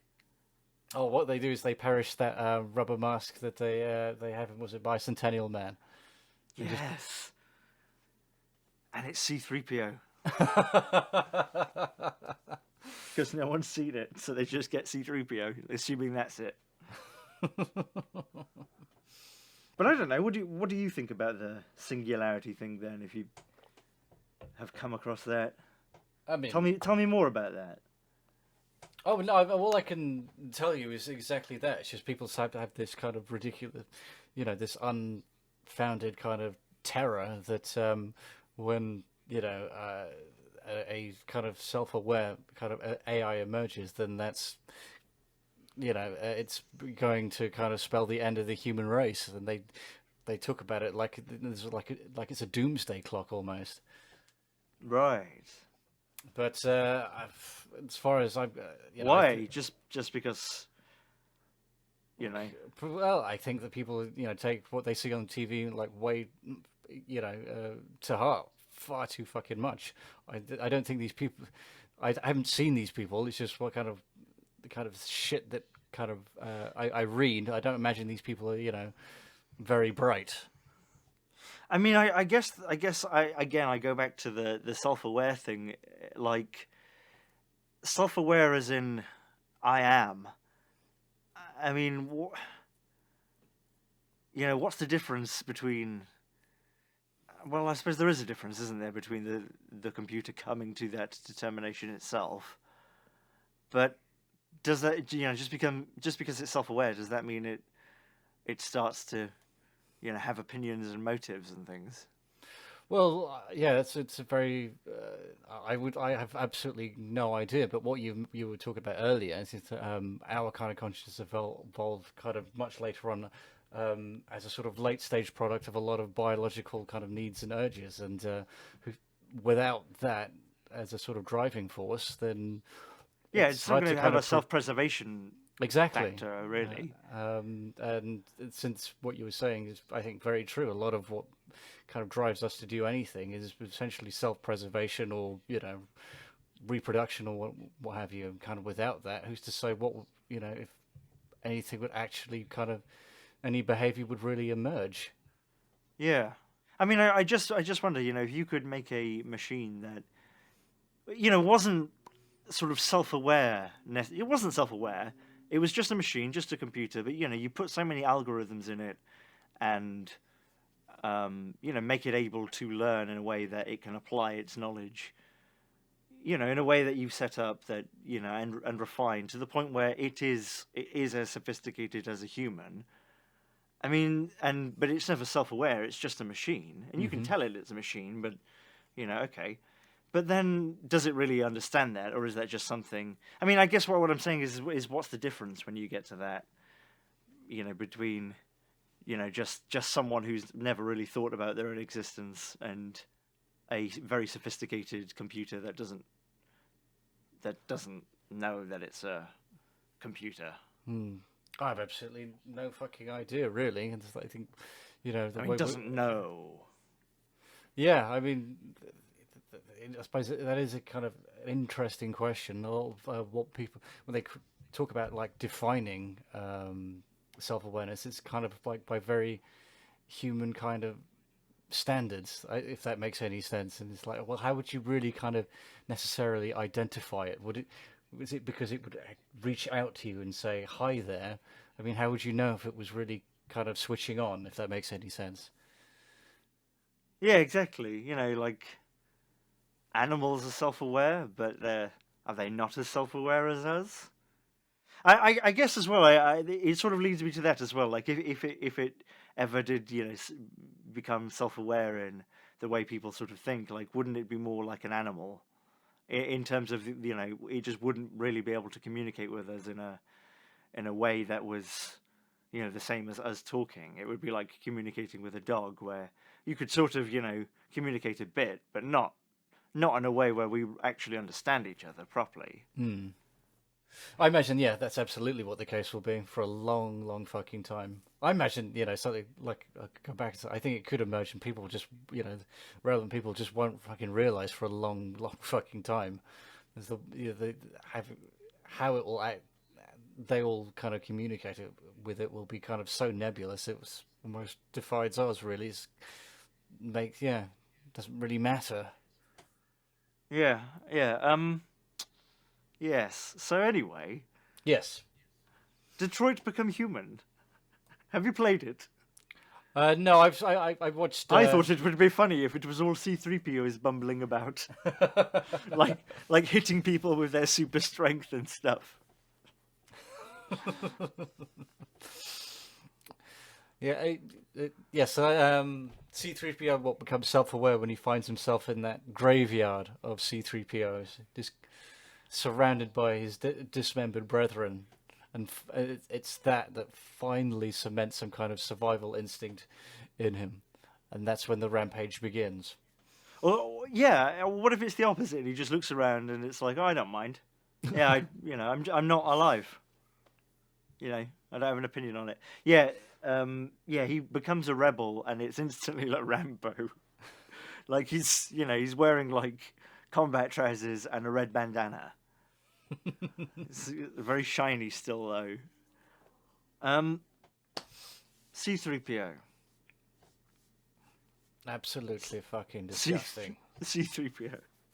Another idea I had was, in the name of decency, to digitally touch up every Woody Allen movie to replace Woody Allen with C-3PO. Okay. Doing the same lines and everything, but it's C-3PO.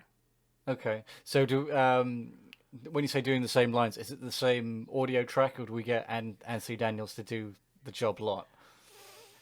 Yeah, it's C-3PO's voice. Right. Okay. Deftly mixed in. It's a high quality job. You can't tell that it's not meant to be this monstrosity that you're watching. But yeah, I mean, do you think we should modify the script or not?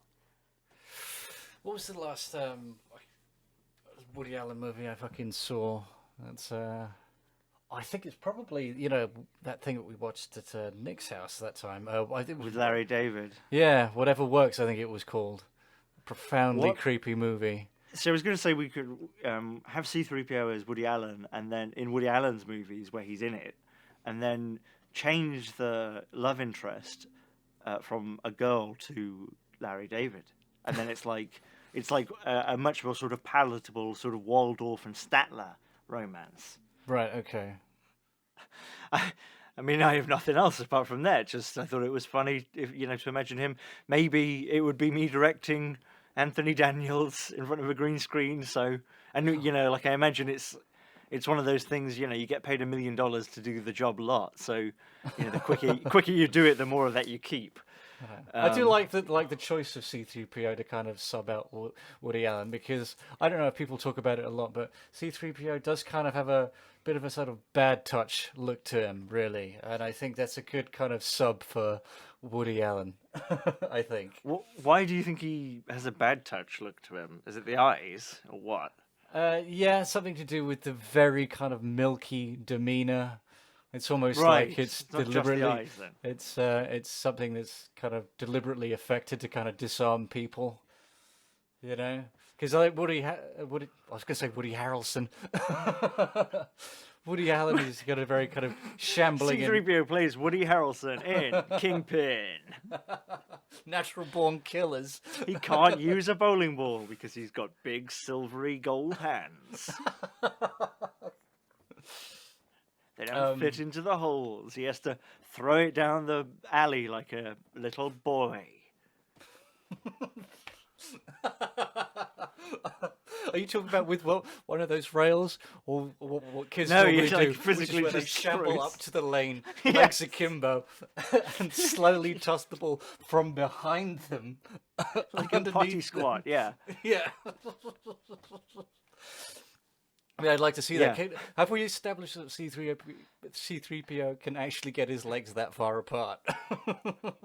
Yeah, and I don't think he can bend his knees that well. I mean, I'm pretty sure he can't kneel very well. I'm pretty sure he'd have difficulty using those kid rails to kind of push the ball down as well. I think he'd just kind of have to go. I don't think his arms are animated enough. I think he'd just have to kind of approach it as fast as he could. I'm pretty just sure kind he'd of have swat difficulty it. using stairs. Thinking about it, I've never seen him go up any stairs. There aren't any stairs Like in Star Wars. everything They've in got Star Wars spaceships. is all like wheelchair friendly. Oh, it'd have to be. With I all remember those- being very impressed with the Cloud City because of that. very progressive, and that it was handy capable, catered to everybody with any kind of ailment. I mean, not anybody. I mean, if you had like brittle bone disease or something, I guess, I mean, well, I don't know, a wheelchair, I guess, I don't know. I suppose people with that. Not kind of anybody, condition don't Damien. really If you have much some sort of interest disease in- where you have to be in a helium atmosphere at all times, you don't cater for those people. Oh, all right, egg on my fucking face. I'll Yeah. do what I do every episode and retract what I just said Yeah. because I was foolish yet again. And racist. Yes, I frequently put my foot in my mouth with stuff like that. Please don't Yeah. remind me. Yeah, so C-3PO as Woody Allen, and then I don't know. I'm trying to think of, what you would do then with Woody Allen. Bury him Like, alive, perhaps. What? Bury him alive, perhaps. In what? In sand? Will the material really matter? I think the key element here is that he is buried alive. Yeah, but you could be buried alive in sand, or you could be buried alive in broken glass. All right then. Fair enough. You could be buried alive in lava. Yeah, let's seal him in with tar. Actually. Seal him into what? Seal him into tar with tar. Yeah, just That's you the know, great dig a thing about pit. tar. Fucking gets everywhere. Yeah, we'll just not Remember hot those concrete. adverts on British TV? Tar. It's in your lungs, it's on the roads. Followed Vote Thatcher. swiftly by that ad for Horlicks, where they just shout "Horlicks" really, really loud, which always made me laugh. I don't really remember that advert that well at all. I just the way my infantile mind remembers it, it's just like a woman standing in like a line at a post office, and then someone just shouts "Horlicks," and it just cuts. It's like, well, what is Horlicks? Is it is it a service at the post office? It's like, oh, no. Found out many years later, it's a malt drink. Oh, God. Yeah, do you remember that erroneous? Do you remember that erroneous advert you would go on about all the time? And it made you positively angry because this ad essentially promised something, and you found even as a child this promise did not pan out. And no, I've none forgotten other than this. Arnold himself was part of this. Do you remember? The Weetabix ad. I can't eat more than 2, and I'm an enormous Austrian man. Is what he said. And you were well known to eat like 5 or 6 of these things, apparently. Yeah, that is quite that is true. I did expect myself to grow up into An enormous Austrian man. Yeah, I was very disappointed. I knew that was just spin, for the sake of marketing, and it was one of the many things that set me up for a very disappointing future. Fucking hate that. I was pleased to have forgotten that. Thank you very much. This is the Conan sword. On it, you can still see that ginger's fucking blood. He went Russian in the end, sorry. I can't say blood. I want to fuck your blood. Do Weetabix. Oh, we've descended into bullshit. Oh, really? What other adverts did you not like? We had a serious conversation about R2-D2 and C-3PO. I mean, essentially wiping out Pygmy City.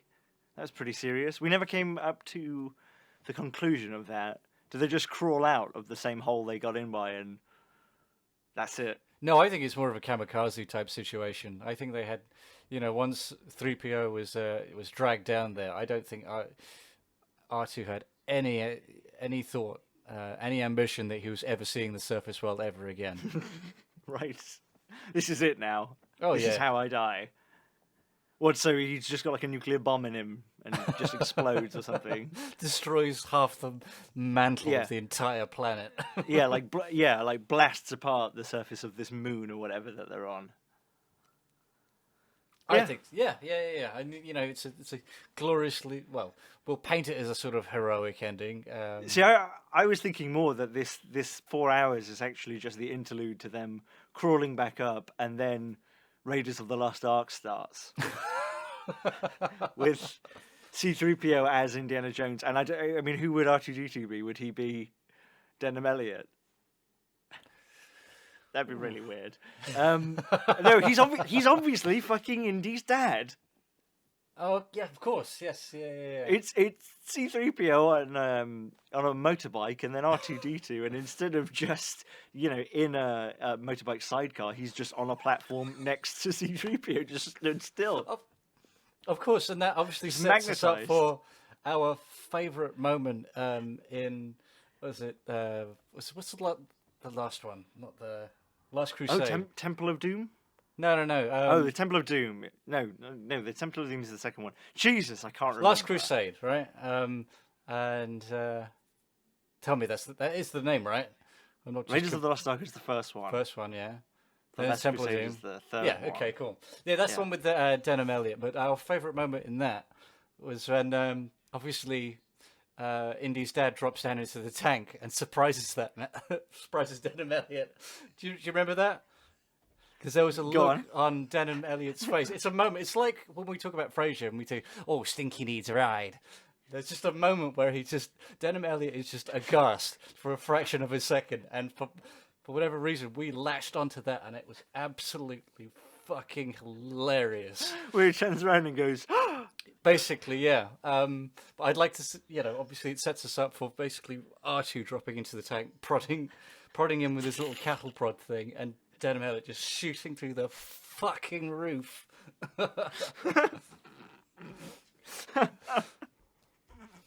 yeah, I like that. He plays Denham Elliott.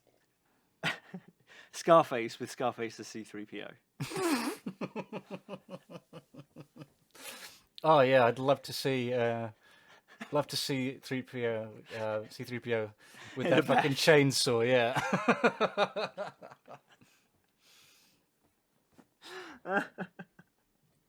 Yeah, I can't think of anything else other than Predator, but Predator is played by C-3PO.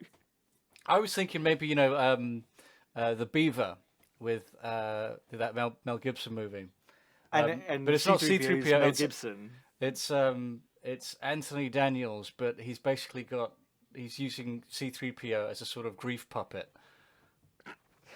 Oh my God! Now that is it. That is it. It's perfect, and it's got all this. It's got all this combination. I mean, is this? You could almost make that a documentary.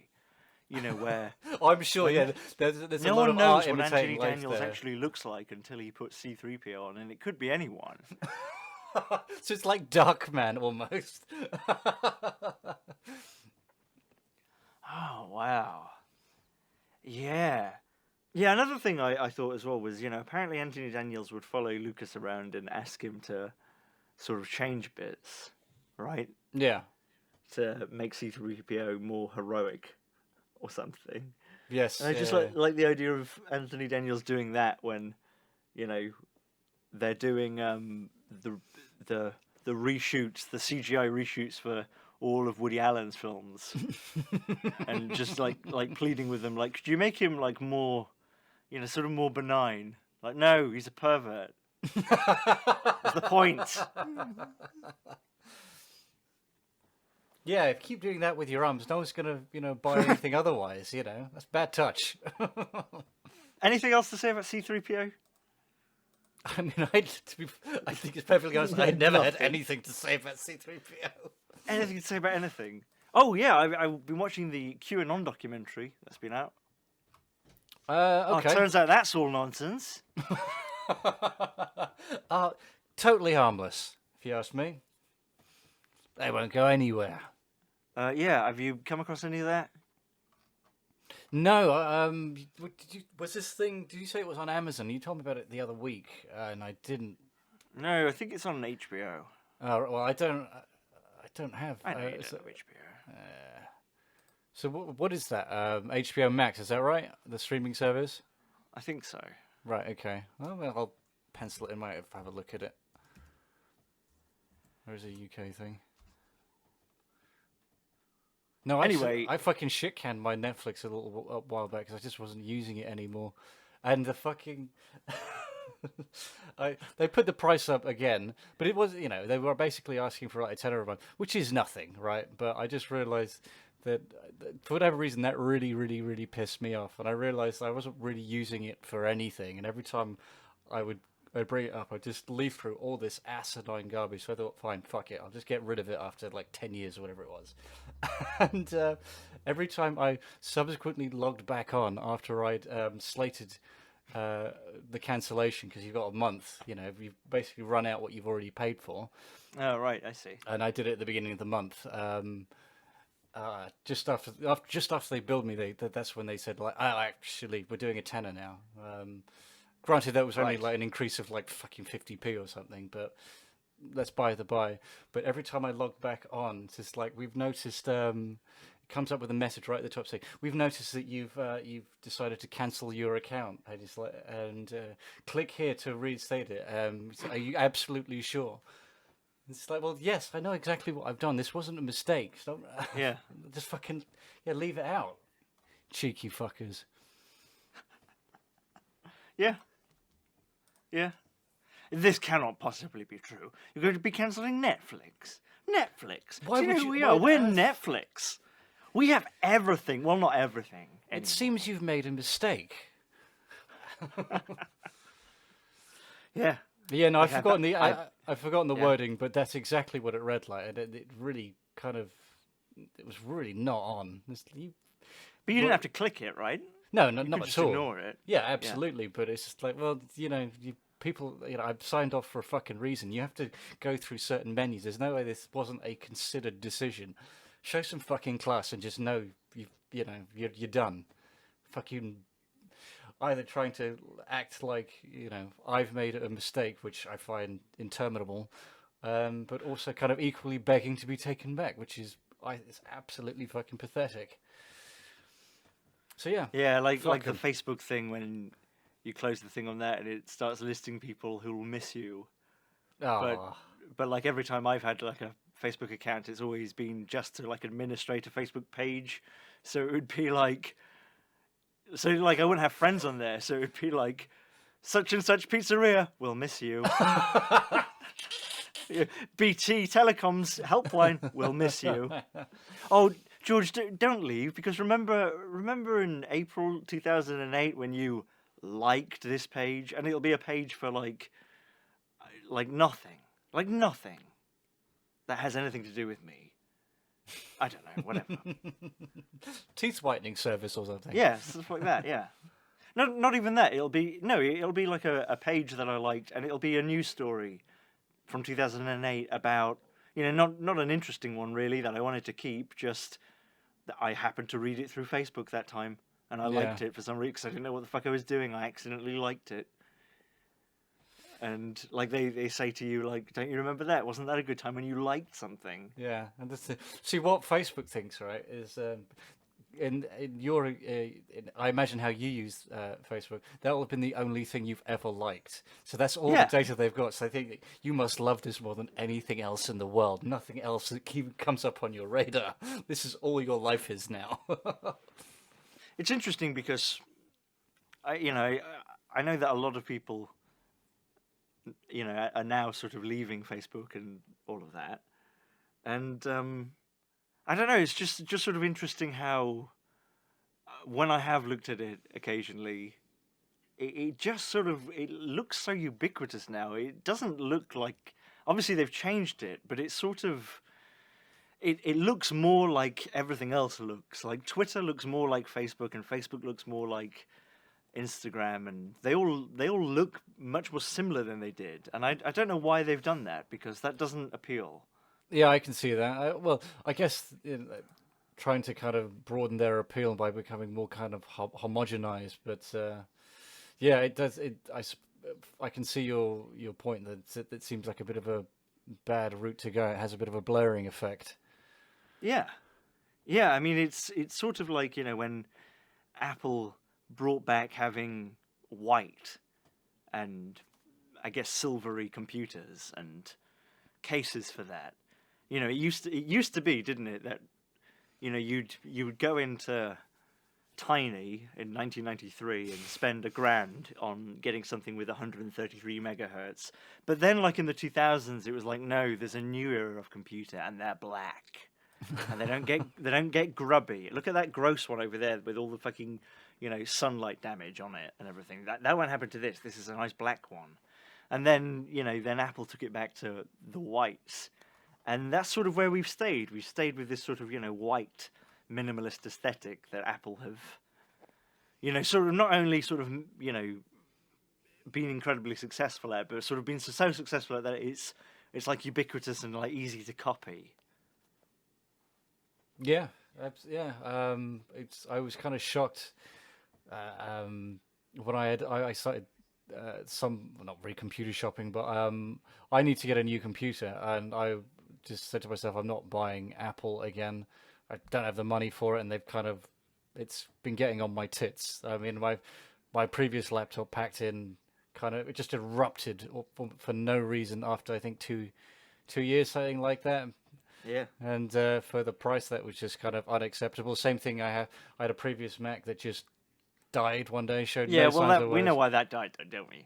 Well, yeah, that was just the terabytes of porn that must have just gummed it up. But it wasn't like it was working poorly up until that point. I was just I was watching something that wasn't blue for a change. Actually, my Mac Mini dropped dead as well.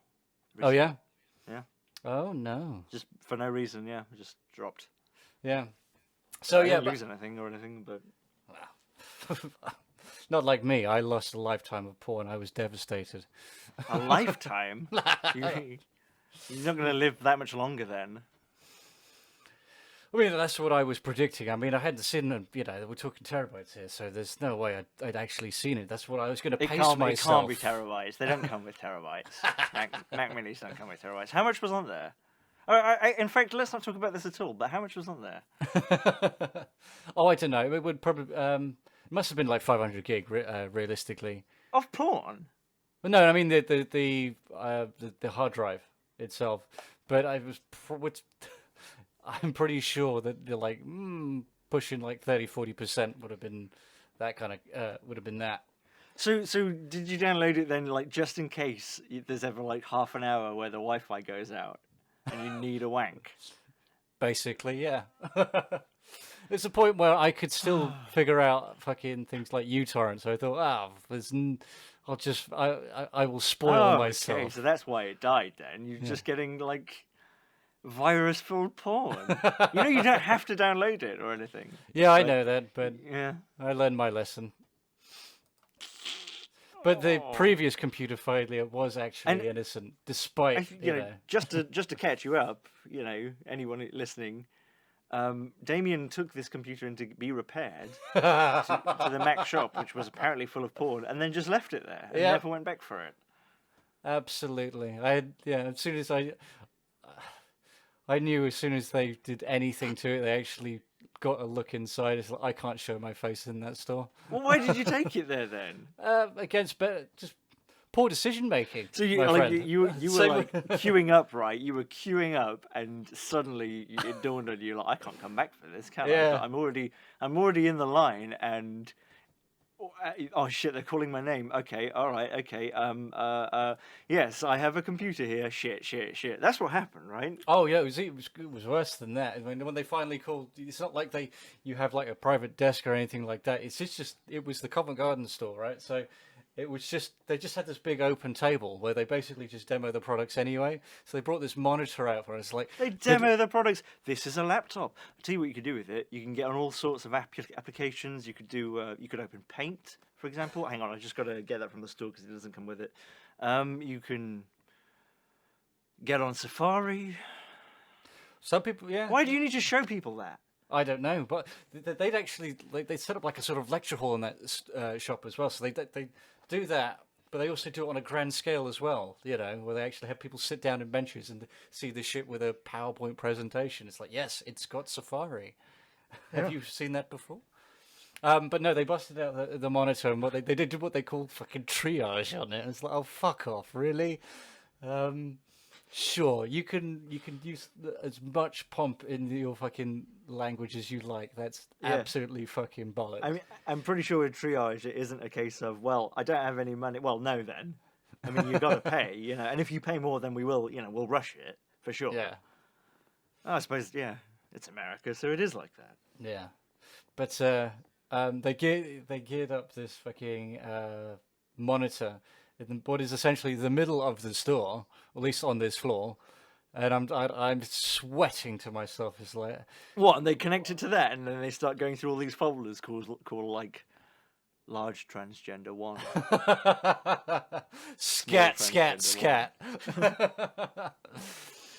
No, I'm sweating. I didn't really leave anything on the laptop, did it? On the not the laptop, not the on the desktop. Desktop, thank you. It's like, oh, I don't know. That doesn't sound like me. I'm not that fucking careless, but I don't know. I have a voice in the back of my head that just thought, you know, fuck it. I just feel like being careless today, and just left God knows what. Fortunately, we never got to find that out because it was totally fucking shithouse and they couldn't do anything. I thought, and that was the point when I realized I'm never coming back to this place ever again. The real regret is that, you know, that Macintosh is on record attached to my name. So it's, you know, they have a file somewhere on me. I mean, presumably it's in a, you know, blue box somewhere with a load of others. Oh, I don't know what they do. I imagine at this point they must have fucking recycled it now. Yeah, I don't know. I would hope so. I didn't think about that. It's been like 5 years. I left a 2003 Mac Mini in here in 2009. Where is it? They said it was ready for pickup. Yes, I know that was 6 years ago. It should still be ready for pickup. They mentioned nothing about a statute of limitations here. So yeah, so I don't know, why were we talking about this? Because you talk about Wade White more popular again. Yeah, I was ambling towards a very uninteresting story about shopping for laptops and the homogenized designs and what have you. And I was just saying when I looked at things like the Chromebook and all the other kind of more basic Windows stuff, that they're just aping off the same kind of design motifs, and I almost kind of didn't really understand what I was looking at after a while because they all look the fucking same. Yeah, I mean, have you seen the Tesla truck? They're bringing out. Hang on. Yes, I think I have. I just want to bring it up just so I can. Yeah. Like, I mean, I'm not sure if I like that design necessarily, but I do appreciate that is different. Yes, you talk about the Cybertruck, right? Yeah, the Cybertruck. Yeah. Yeah. You know, I mean, I don't know. Like, at least it's, you know, they all look the same otherwise. So yeah, why not do something different? I can get behind that. I think it's ugly as shit, but you have to kind of give Yeah, it no, props for doing I do something. too. I think I don't like it either. But I mean, I'm just saying, like, you know, I mean, I know that they've sold loads and everything, so I just think it's, you know, it's like, yeah, exactly. We're at this point now where, like, if you look at what the Cybertruck is, like, I personally, I think it's ugly. I don't think it's very imaginative, but I'm commending it on looking different because it isn't like completely derivative of every other vehicle. Yeah. That sort of looks like I don't know, like a you know, plastic teardrop. Yeah, and you have to Full of kind of give them bastards. props for actually bringing it through production as well. This isn't just some wacky concept Yeah. on some guy's hard drive. No, they've actually they got it past the finish line. And I'm sure there are millions of fucking wacky designs these guys have mocked Yeah. up. But just go, it does. I'm sure designed to go absolutely fucking nowhere, but somehow they picked this one up. Props for that, really. Yeah, well, I mean, I think, you know, yeah, I've seen lots of sort of concept cars where they have like really, truly, you know, I wouldn't say revolutionary stuff because it's not really revolutionary, really, but stuff that is very, very different. Like, you know, these cars that they've made for millions and millions of dollars and have like tracks on them and things. And, you know, like if our world was nothing but sand, this would be an entirely appropriate design. Ooh. You know, and things like that. And I don't know. I think the Tesla truck is really just it's an electric truck with a, you know, sort of a fun chassis. It's not like different from another vehicle. I mean, how could it be? Like we've got car making down, right? Yeah. It's the same with phones. How is the iPhone 6 different from the iPhone 20? Well, I'm sure if Not you a good consult camera. Yes, exactly. Oh, I mean, I saw one of the adverts for the latest iPhone, and they're talking about their new fucking Dolby lenses in their cameras now. They're doing Dolby lenses? something like that. It wasn't maybe not Dolby, but it was something that they were showing. The adverts were basically pimping these things. Our out new on, Bosch lenses. Yeah, something like that. They were pimping them out on like tripods and stuff like that, saying, "Yeah, you can actually make a real feature movie on this now. That's Yeah. how good they are." It's like, oh, Yeah. come the fuck on, really? I mean, obviously Johnny Everyman doesn't know or give a shit, and they're going to think that this piece of technology is going to empower them to be smarter and more talented than they actually are. But anyone that knows two shits about doing things properly is not going to use that fucking crap. Really? Yeah. Can't Yeah, knock it though. It's very effective. And even you know? even if you don't know what you're doing, I mean, if you were actually going to, you know, make a very low budget movie where you'd think, oh, I have to use my phone, you can pick up a cheaper camera. Mm-hmm. You could pick up a cheaper DSLR and shoot it with like, you know, a lens. Yeah, I don't think there's something to in that position. There's something to be said for kind of saving face, really. Because if I imagine a lot of people, if they turned up to a shoot and they've just got a phone on a tripod, it's like I'm out. Fuck that. Really? Where's the camera? I remember doing a short film where I was the assistant director. I'll tell you whose short film it was. It was do you remember the guy who did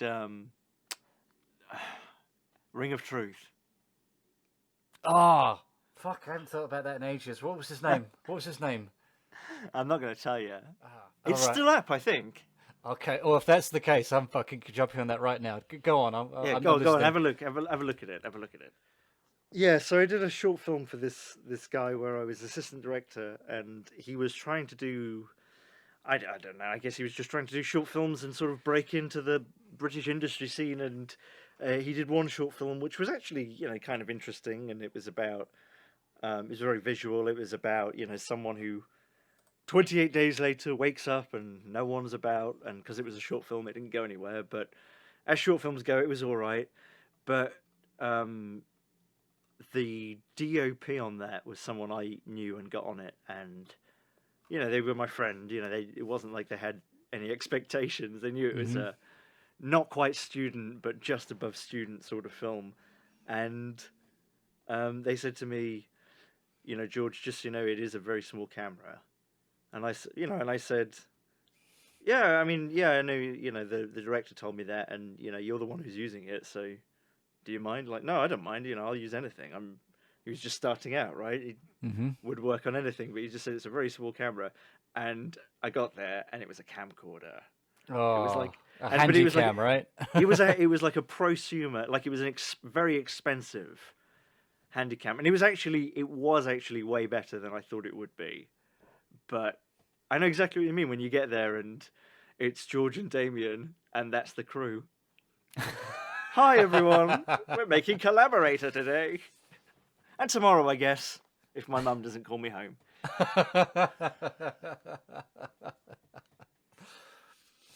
But yeah, have you found the Ring of Truth? There's a lot of Ring of Truth here. Indiegogo. All right, okay. The Ring of Truth. Is it Stefan or Indiegogo. Stephen Dubois? Stefan. Okay. Okay. Ring of Truth, Indiegogo. Oh, yes. Okay. Well, I'll look at this later. Well, look at it now, and I'll tell me about it. I haven't seen it in a while. Okay. Well, I mean, it's closed. It made £233 of its flexible £58,174 goal. Ring of Truth. The Ring of Truth is a quintessentially British comedy following the trials and tribulations of a group of fantasy role-playing gamers. Have you seen the video? It's up. No, I'm watching it now. Do you want me to watch it all? It's 4 minutes. Yeah. Oh, okay. no, not 4. Oh, okay. Oh, Hang on, okay. No, just watch 10 seconds of it. Okay.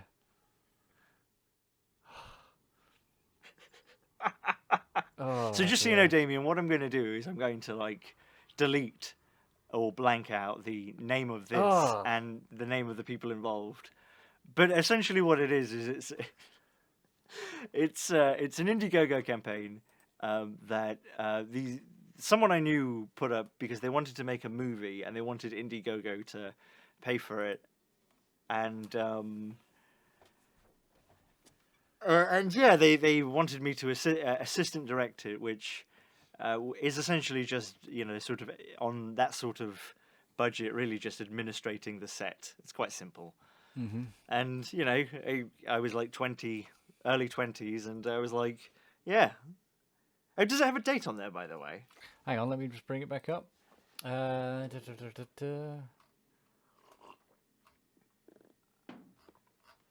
I can't see. Okay. Hang on. Epic.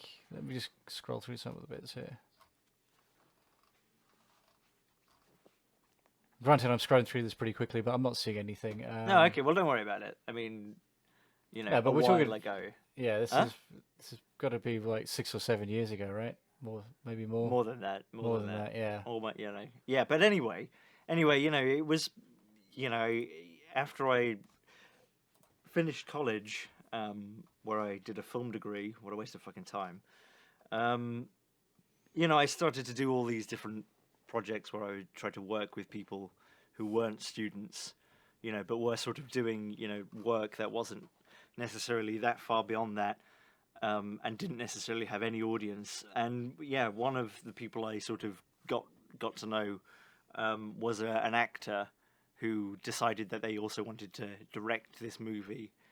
And as you could hear from Damien's reaction, I was going to assistant direct it, and I was also going to do some of the production. And really, I knew what that meant, because whenever someone wants you to do some of the production, it really means do all of the production for me. Mm-hmm. But whatever, that it was only going to be like a 10-man crew if it ever got off the ground. I can work that out. But anyway, they did their trailer for the Indiegogo, and they sent it to me, and it's just like, oh fuck. Oh yeah. Like tell me what you thought. I only watched the first 10 seconds, and you've got what was this? It's Jason, just like wind in the microphone immediately, right? Yeah. Jason, the bossy one, just talking about, there's going to be thrills and spills and chills. Oh god, it's just, these are people that aren't actors. They're trying their best to be charismatic. They're doing what charismatic people would do, but just kind of like by the numbers, but just for some reason just failing at it, and it's just they're just guys in grubby raincoats, and it's just absolutely fucking dreadfully naff. I did find a date, by the way. The promo, I looked it up on YouTube. We've got April 2013 that went up. So yeah, 8 years ago. Yeah. It's. I will kind of dabble with that one in and out after the phone. I do want to see a little bit more of this, but I can't do that right now. So it wasn't there on the day, obviously. You know, it was just meant to be like a little thing, and yeah, if I had been there, you know, I'd have like held the microphone for them, I guess, or something. But I don't know. Is this worth talking about? Just one of those things where you see something and it's like, oh God. Oh okay, yeah, I think I'm out of this. Yeah, I think people should kind of see a little bit of that. Yeah. No, I don't want. No, I don't need to do that. Yeah. Sorry. Sorry, I'm misunderstanding it. Is the question that we talk about it, or the question of whether or not you want to be a part of it? Is it? Oh no. I mean, no. I guess I don't have anything else to say. I just sort of, you know, for whatever reason, it led me there.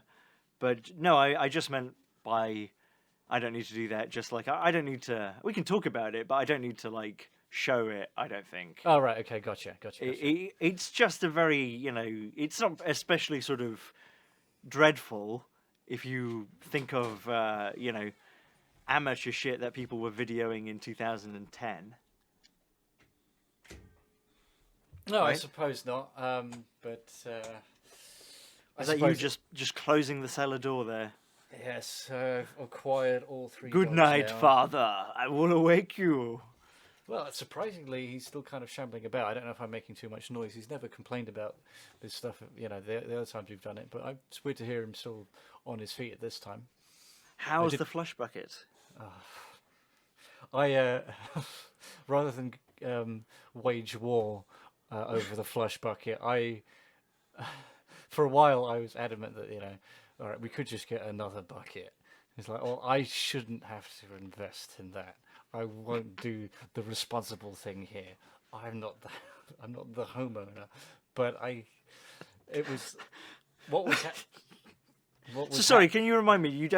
Why do you need another bucket? Oh, because the third and final toilet has died. I understand, but why do you need more than one bucket to flush the toilet? Oh, because what he likes to do, he keeps the bucket in his bathroom. Oh, right. So you need. I see. He keeps the bucket in his bathroom, which is, you know, odd, seeing as it can only be filled up at the bath anyway, because it's the only sink big enough to actually, well, not sink, but it's the only right. And place the big bath, enough. the bath is in the. It's in shared the one bathroom. Yeah, the shared. His bathroom doesn't have a bath. His bathroom has a shower and lots of Stella cans. Yes, yeah. So, yeah, I mean, to obviously use the bucket, it has to go back to that bar. So the smart place would be to keep it there so everyone can use it. But no, he keeps it close to him. I also noticed that after he'd use it, he'd go back, get a refill for the next time, and then leave that in his room as well, which was delightful. So no, I just thought Couldn't you have it like? Couldn't you set up a thing where you get like some 10 gauge wire going down the hallway so that, you know, and then on the bottom of the bucket there's a rope or something so you can just pull it between bathrooms? We shouldn't have to resort to any of this stuff. We should just get a plumber. Yeah, well, I mean, obviously, but well, you know, we a bit generous, but yeah. So yeah, I went to Sainsbury's, and the most appropriate thing I could find was a mop bucket. Which is nice because it's actually got a handle, so it's easier to use. You know, What? So the bucket you're using doesn't have a handle? Well, no, the bucket's not a bucket. It's not a bucket, is it? It's just a waste bin. Yeah. It's just oh my god! You don't even have a bucket. Oh my god! Oh my god! Yeah, go on. Yeah, so I had to do that because it was, you know, for most of the day he's kind of out of commission in there, and I don't disturb him. So basically, what's happening is that it's just filling up with a day's worth of shit and piss, and I only use it like once in the morning when he's. It's and I just every time I was waking up going, it's just like it looks like a fucking war crime in there. So it's like, no, I can't wait for this to be dealt with. I know it's. I'm sorry. So if the bucket isn't in his bathroom, he will just shit and piss. Sorry. On the... What? No, I mean, I will just use the toilet throughout the Yeah. day, and just, if I can't flush it, for lack of a better word, then I just won't. It'll just accumulate shit and piss. I thought you said you weren't going to wage war. That's definitely an act of war. Well, I suppose so, but he doesn't use the bathroom. That one, at least. So it's like, well... You're just salting your own earth. Yeah, basically. So, yeah, Okay. Just start going into his bathroom. He wouldn't stand for it. He wouldn't stand for it, I say. Yeah, I thought about that. I thought that might be a bit too petty. And I think that's when, we're already playing with shit here. We do not need this to be a shit fight. But would you go into his bathroom to collect the bucket? Would that be okay? Yes, but invariably most of the time, I find that he's asleep in there various times a day, and I'm not going back and forth doing that. It's just gonna, for better or worse, just gonna cause friction. He'll just get ratty about it, even if it's just to find out when to flush my toilet.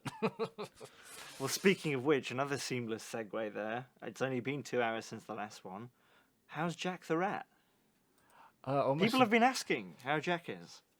Well, Well, they don't say that. They never say it like as nicely as that. It's always like, how's Damien's dad's rat? That's how I read it. We're doing all right for, I think, pest infestations at the moment. Yeah, well, he wasn't a pest, though, was he? He was a pet. Yes, he was a pet. But he was also a pet that was eating through the floorboards in certain parts of the walls.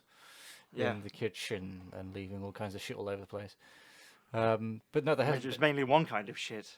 Yes, you're quite correct. Kippers. I don't know if it's the abundance of dogs here now, but no, there's no indication of anything like that. I did notice. Oh, I beg your pardon.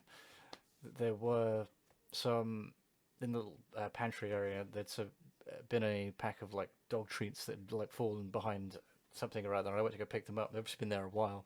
Noticed that something had been nibbling away at them, and we can tell there's definitely been progression here because I alerted the old man of the situation. He said, "Well, we're going to." Do you want to go with old man, or shall we go with father? Oh, which would you prefer? Well, I don't know. Could you mix it up? All right, yeah, sorry. Father. I also I mean, I know this is a bit weird, but could you also refer to him occasionally as the Doge? All right, I'll keep that one. I'll save that one for later if you like. But yeah. my father. Yeah. Oh no, just father. Oh, father. Yes, exactly. He did say, that something does need to be done if there are pests in the house. He's like, oh, yeah. That's impressive. Decree. Nothing has obviously happened since then, but yeah, at least he's acknowledged that he can't bring them into the house and feed them warm meals. So that's all right. Minor victories. But they are there in the pantry area, yes. i.e. the garage. Oh, the garage! La-di-da. It's not. It's a car hole, my good chum. Yeah, well, I mean, it's definitely not capable of fitting a car in it. No. I don't think the driveway can manage it these days. No. Even that's hatefully overgrown. All I want for Christmas is a second flush bucket. Well, I did kind of buy it just in time for my birthday. So do you still have the pool table out and everything? No, that's totaled. I don't know where that is. I'm sure. I think that's some pieces in what used to be the pump room. That'll be completely rotted through if there is anything left of it. I seem to remember I seem to remember seeing an air hockey table we once had, going on 20 years ago. In there. I remember the air hockey table. Yeah. Yeah. Back in the days when the pool was full of water. Yes, indeed. And chlorine as well. Yeah. And babes. Oh yeah, it was non-stop over here. Yeah. Yeah, so I mean that's flush bucket news there, done and dusted really. I guess there will be no further conflicts for the time being. I Unless was just waiting for you to bring something else up so you could mention, the Doge. I have amply, surely. Yeah, C-3PO as your dad.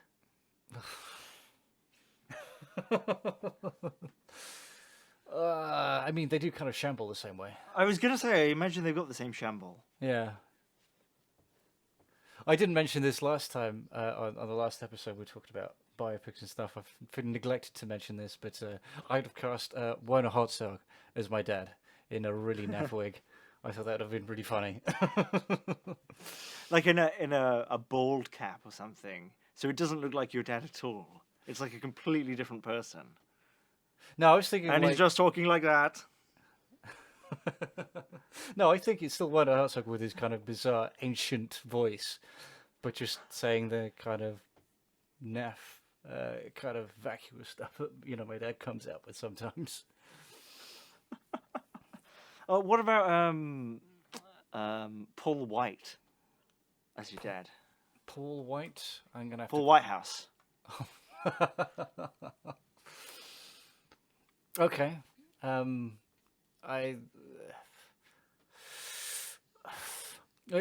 What? Why are you thinking Paul Whitehouse? I know, just because they don't look all similar. See, it seems like the natural escalation point between Werner Herzog, Paul Whitehouse, and next and I'm of course obviously going to go Nicholas for Lenny Lyndhurst. Henry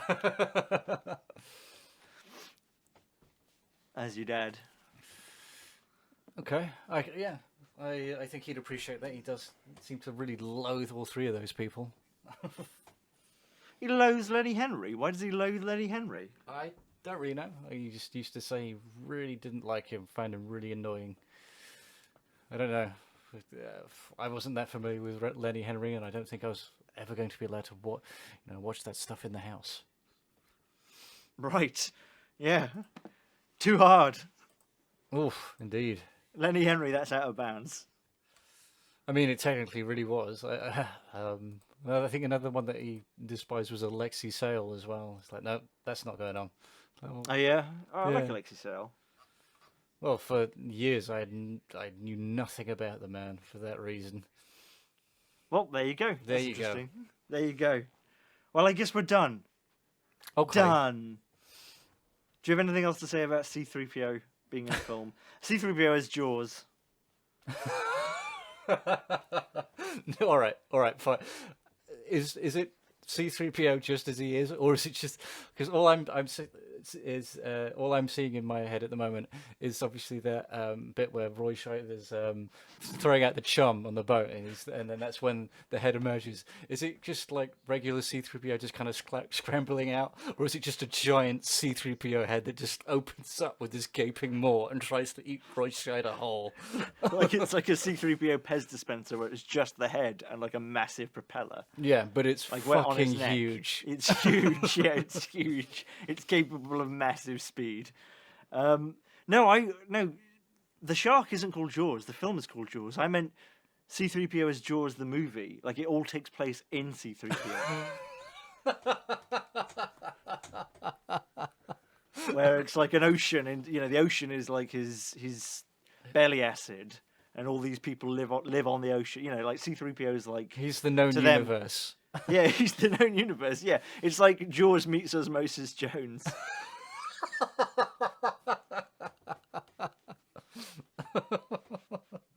And there is no narrative thread between the two worlds either. Yeah, it's like the sort of events of the first three films are playing out slowly but surely as the Jaws film is playing out as well inside C-3PO. C-3PO has no idea that this is going on. Of course. And neither do the critics. It's just a very, very baffling like narrative framing device that no one can see any kind of logic in.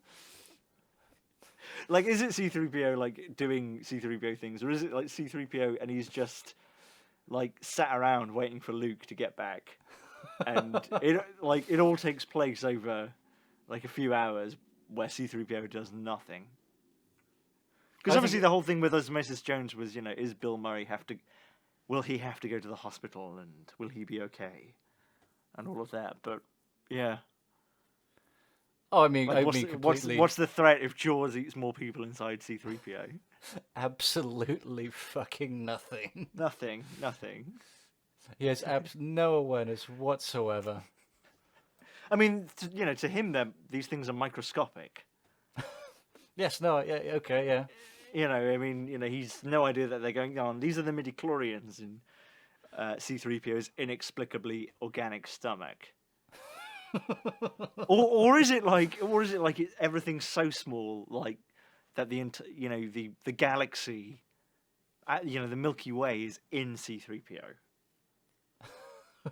And if you go in far enough, you'll find another C-3PO. It just goes. It's an infinite forever. loop. Yeah. Oof. That's a heavy thought. Everything gets smaller and smaller.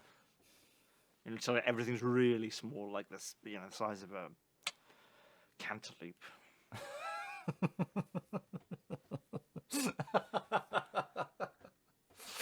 Oh, I don't know why that quite tickled me. What about C-3PO as he's not playing John McClane, and he's not playing Gruber. He's playing Nakatomi Plaza.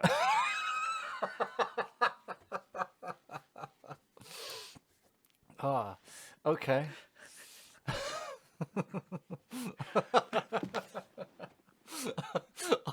I want to see that shot of Alan Rickman plummeting to his death. And C-3PO just catches him. No, I'm sorry. The connection really fucked up there. What did you say? And C-3PO catches him as he's falling. Yeah, sorry. Like he falls out of C-3PO's eye. And he just catches him and just puts him back up there. And then it ends with Alan Rickman being arrested. And then you can have him back for the sequels, thank God.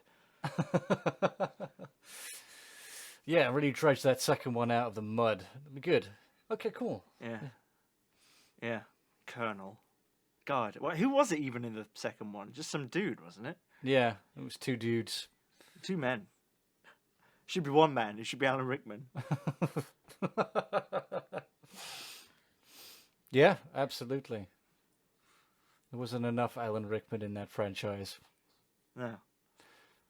Shouldn't really have been a franchise, if you ask me.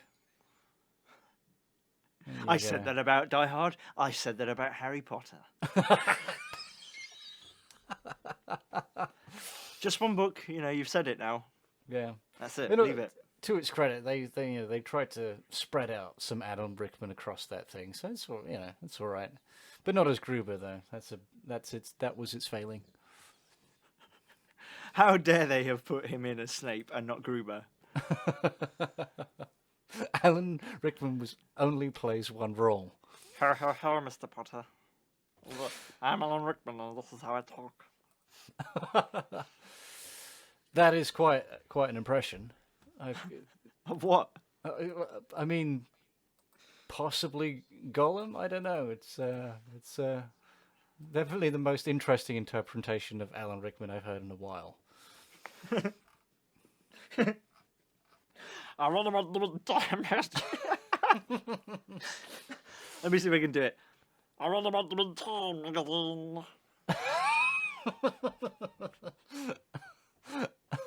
Now you sound like Pingu. Mr. McClane. Anyway, I think we better leave because it's now descended into madness. Yes. Okie dokie. All right. Thanks very much. And next time, we'll be talking about something else, maybe. Yes. Goodbye. I would like to again say offer another apology. Simon was sorry. Simon, yeah. That Damien is, just irresponsible with, precious artworks. Yeah. Soros. Maybe we should make it a part of it, like, send us your fan art. Maybe Damien's dad will throw it away. How can Damien shred this one? Maybe, mate, who knows? Maybe Damien's dad will look on it and think, that must need throwing away. Yeah. All right, well, thanks very much for watching. And, yeah. And stuff. Anna, do you have anything to say? No, I think I'm definitely fucking finished now. Well, I think we need 20 more seconds in just to get the algorithm good. So, Can it be dead air? I'm good at that. I mean, I don't see why there'd be a problem putting that at the end when, there's been plenty of it. Which I will not only be keeping in, but slowing down. We also recommend playing it, 0.5 speed. Please refresh. If you haven't done that already, scrub back to the beginning and get a load of that. All right, everyone. Thanks very much. And I'll see you in a month-ish doing this thing. Yeah. I mean, I'll be back with other stuff, just this thing. This abomination. It's not a word. Anyway, goodbye. Goodbye.